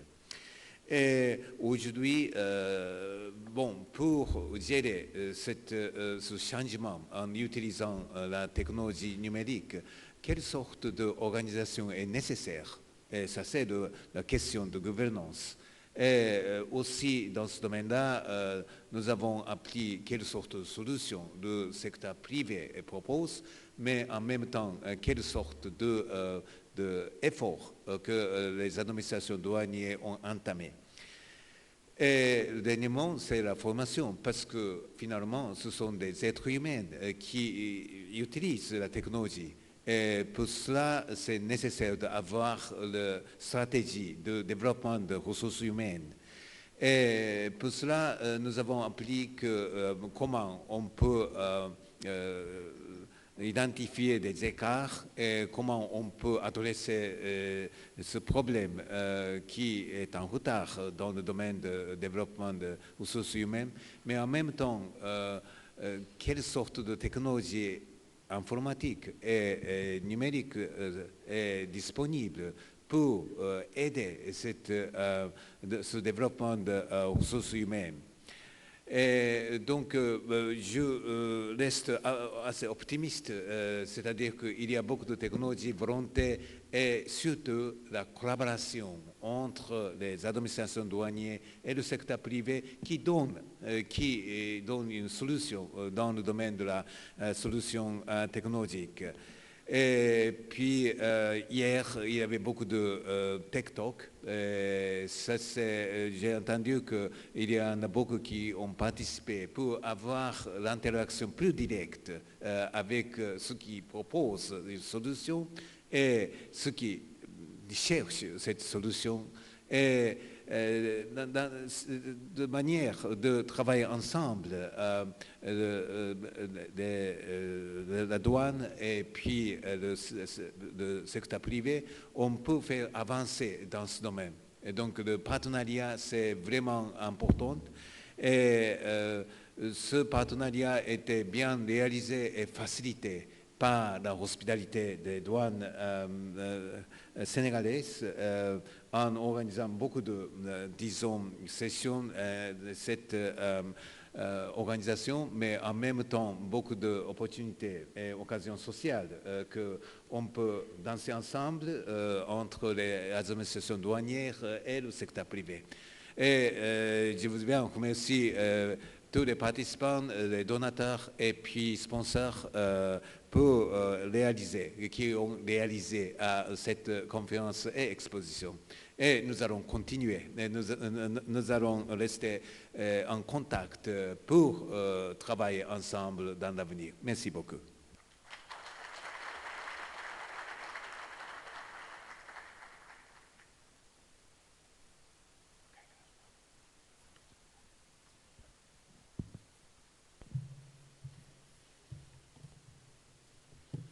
Good afternoon, everybody. Just a couple of housekeeping and closing remarks from myself.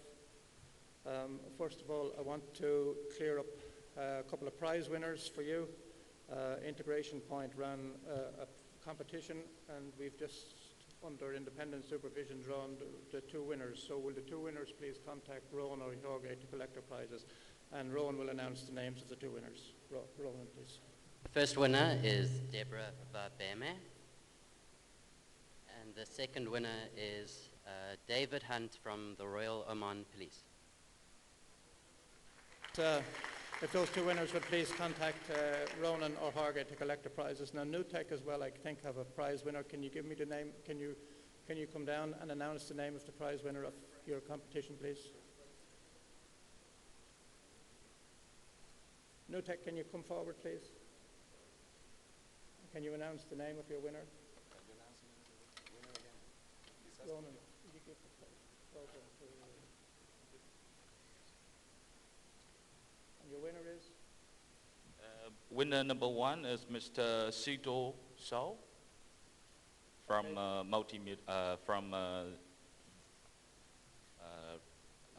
the Ministry of Economy, Finance and Plan, Customs General Direction. Okay, so the winner would go to the NewTech stand and collect the prize from NewTech. So thank you very much, NewTech. Thank you. Thanks so much. Okay, and on that note, I too would like to add my thanks and appreciation to the exhibition sponsors who came here. I particularly want to mention Korea Customs, who make a generous contribution to the IT conference and make it contribute to the overall success, along with the exhibitors and sponsors from trade. We do appreciate your constant support.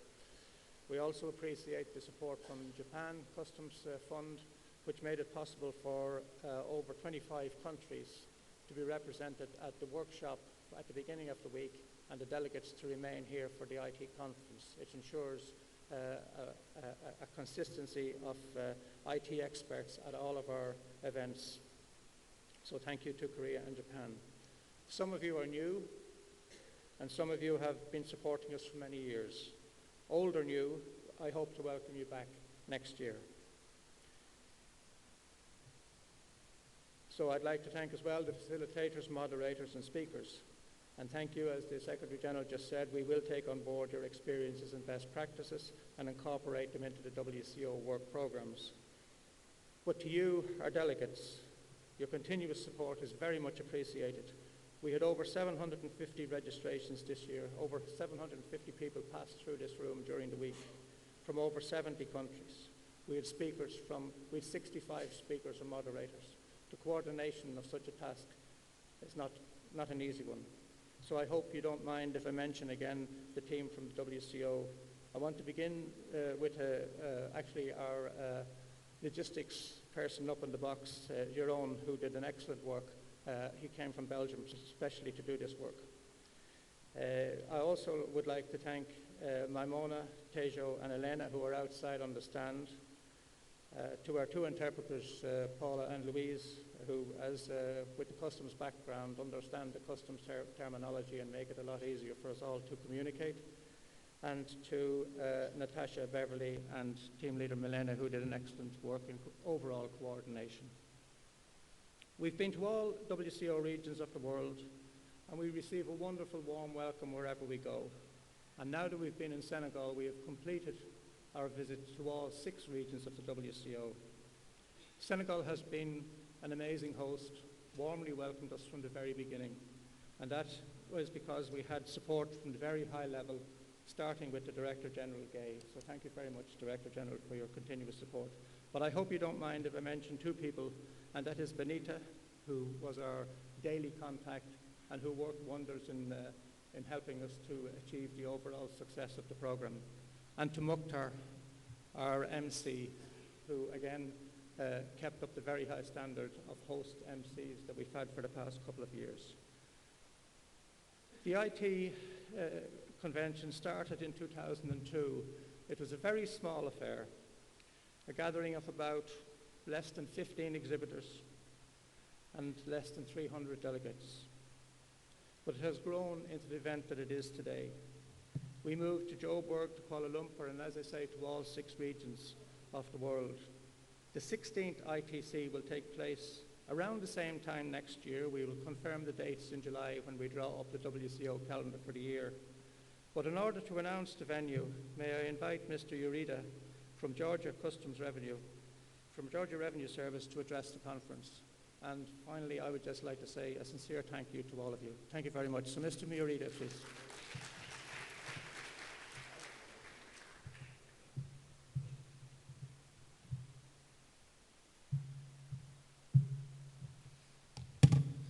Thank you, dear Mr. Donahue. Nangendev, so it's my pleasure and honor to be here and to have this kind of opportunity to take part in IT conference. I think that I could not resist before the making the announcement with regard to the next venue of the IT conference, not to just convey my sincere appreciation to our Senegalese customs. I think that they did their best to convince us that Senegal is the real land of Teranga, and I should say that me personally, I just full of this vibrant music, rhythms, and all this attractive ambience which we enjoyed yesterday. So with regard to my announcement, again, I would like to underline the importance of IT conference and this increasing interest which I think we had the chance to see it. And I would like to convey our gratitude to World Customs Organization for giving us the opportunity to host IT Conference 2017. And of course, the exact date and venue will be informed you at that council meeting. And with this, I would like to ask to technician to just launch the video clip about Georgia, which I think that will inspire you to visit. No matter what kind of roads you take, this journey will lead you to the crossroad of mesmerizing, calming, delicious, and very precious, pure, daring, loud, healing, enchanting, and proud. Yes, this is it. This is life. And we wait for you to live it this summer in Georgia. Georgia. I love this country. I love the tunes and all its depths and heights. For a warm welcome on a cold day. I love it for eloquent silence. The music in its soul.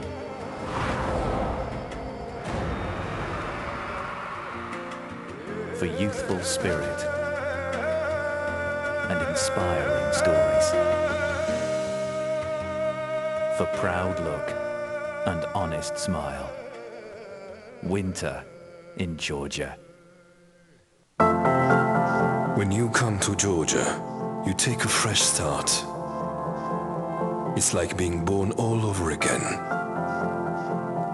Remember how it was to be yourself, to be doing nothing. And now your memories are frozen frames that last nothing but a split second. When you travel in Georgia, every moment counts. Every night is a ride. Every road is a journey, with answers and questions lying ahead. You are exposed and changed. And with each step you start to wonder if it will ever be the same. It starts here to a different heartbeat, to an unfamiliar tune, when you can finally say, I know it. This is life. Thanks a lot. So we will look forward to see you and to have this opportunity to welcome you in my country. Thank you.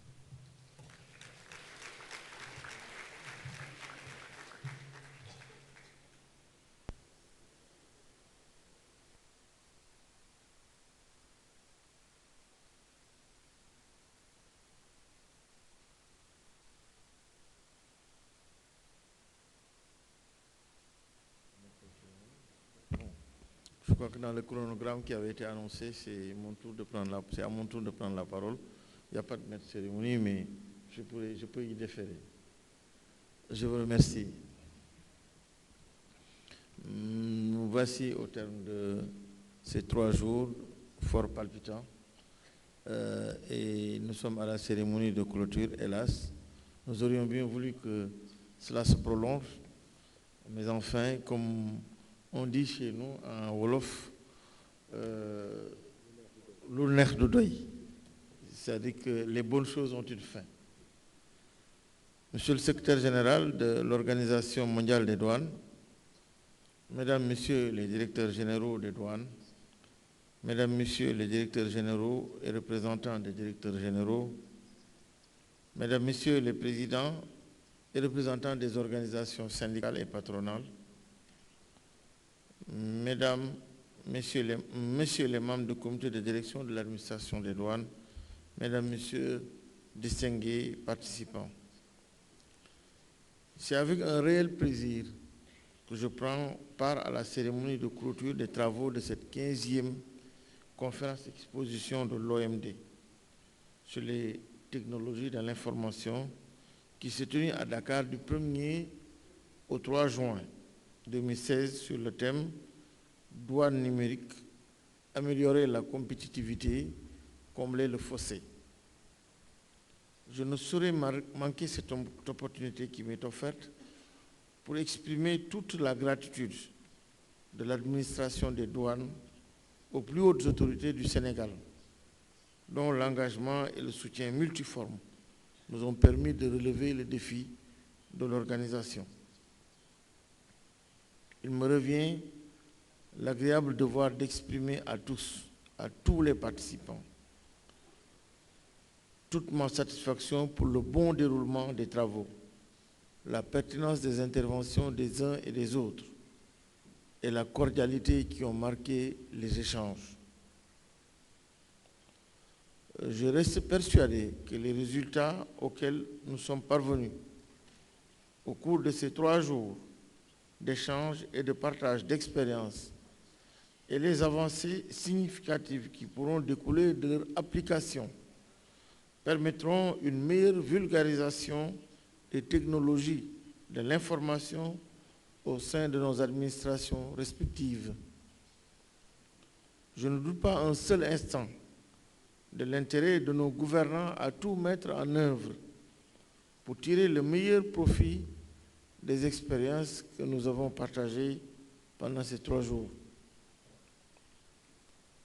Mesdames, Messieurs, je tiens à réitérer mes vifs remerciements à l'Organisation mondiale des douanes pour ce choix porté sur le Sénégal et toutes les dispositions prises par l'organisation pour l'organisation du présent forum.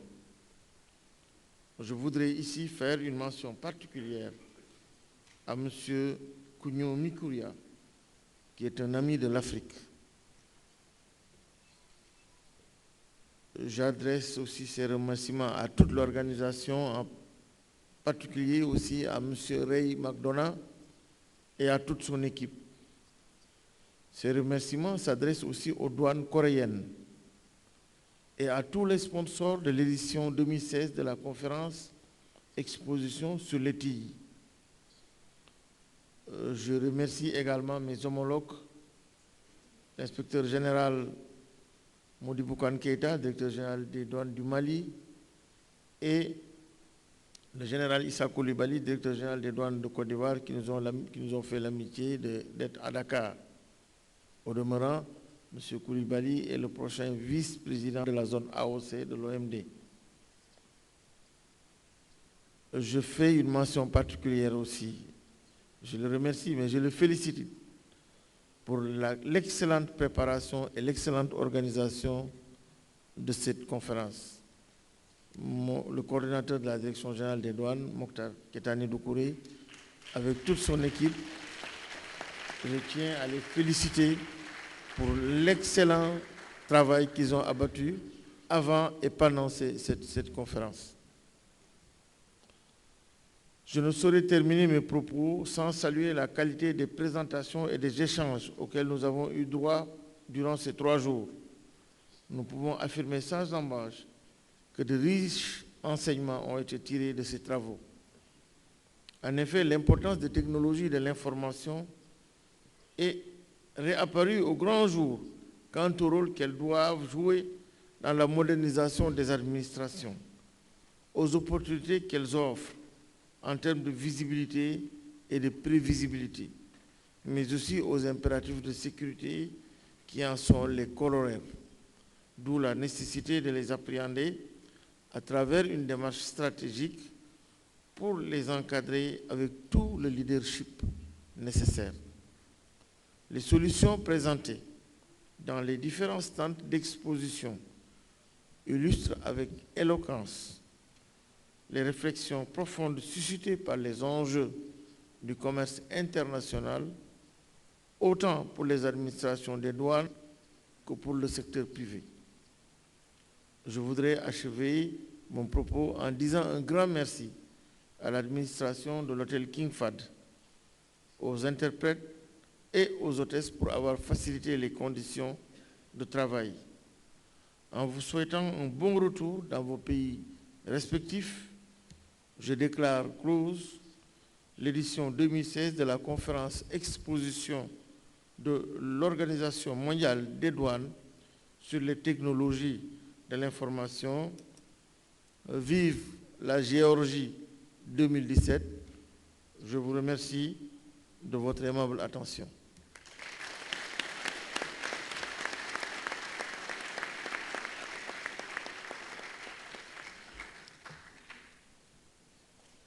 Nous avons un cadeau pour le secrétaire général de l'OMD et nous allons déférer à la tradition de la remise.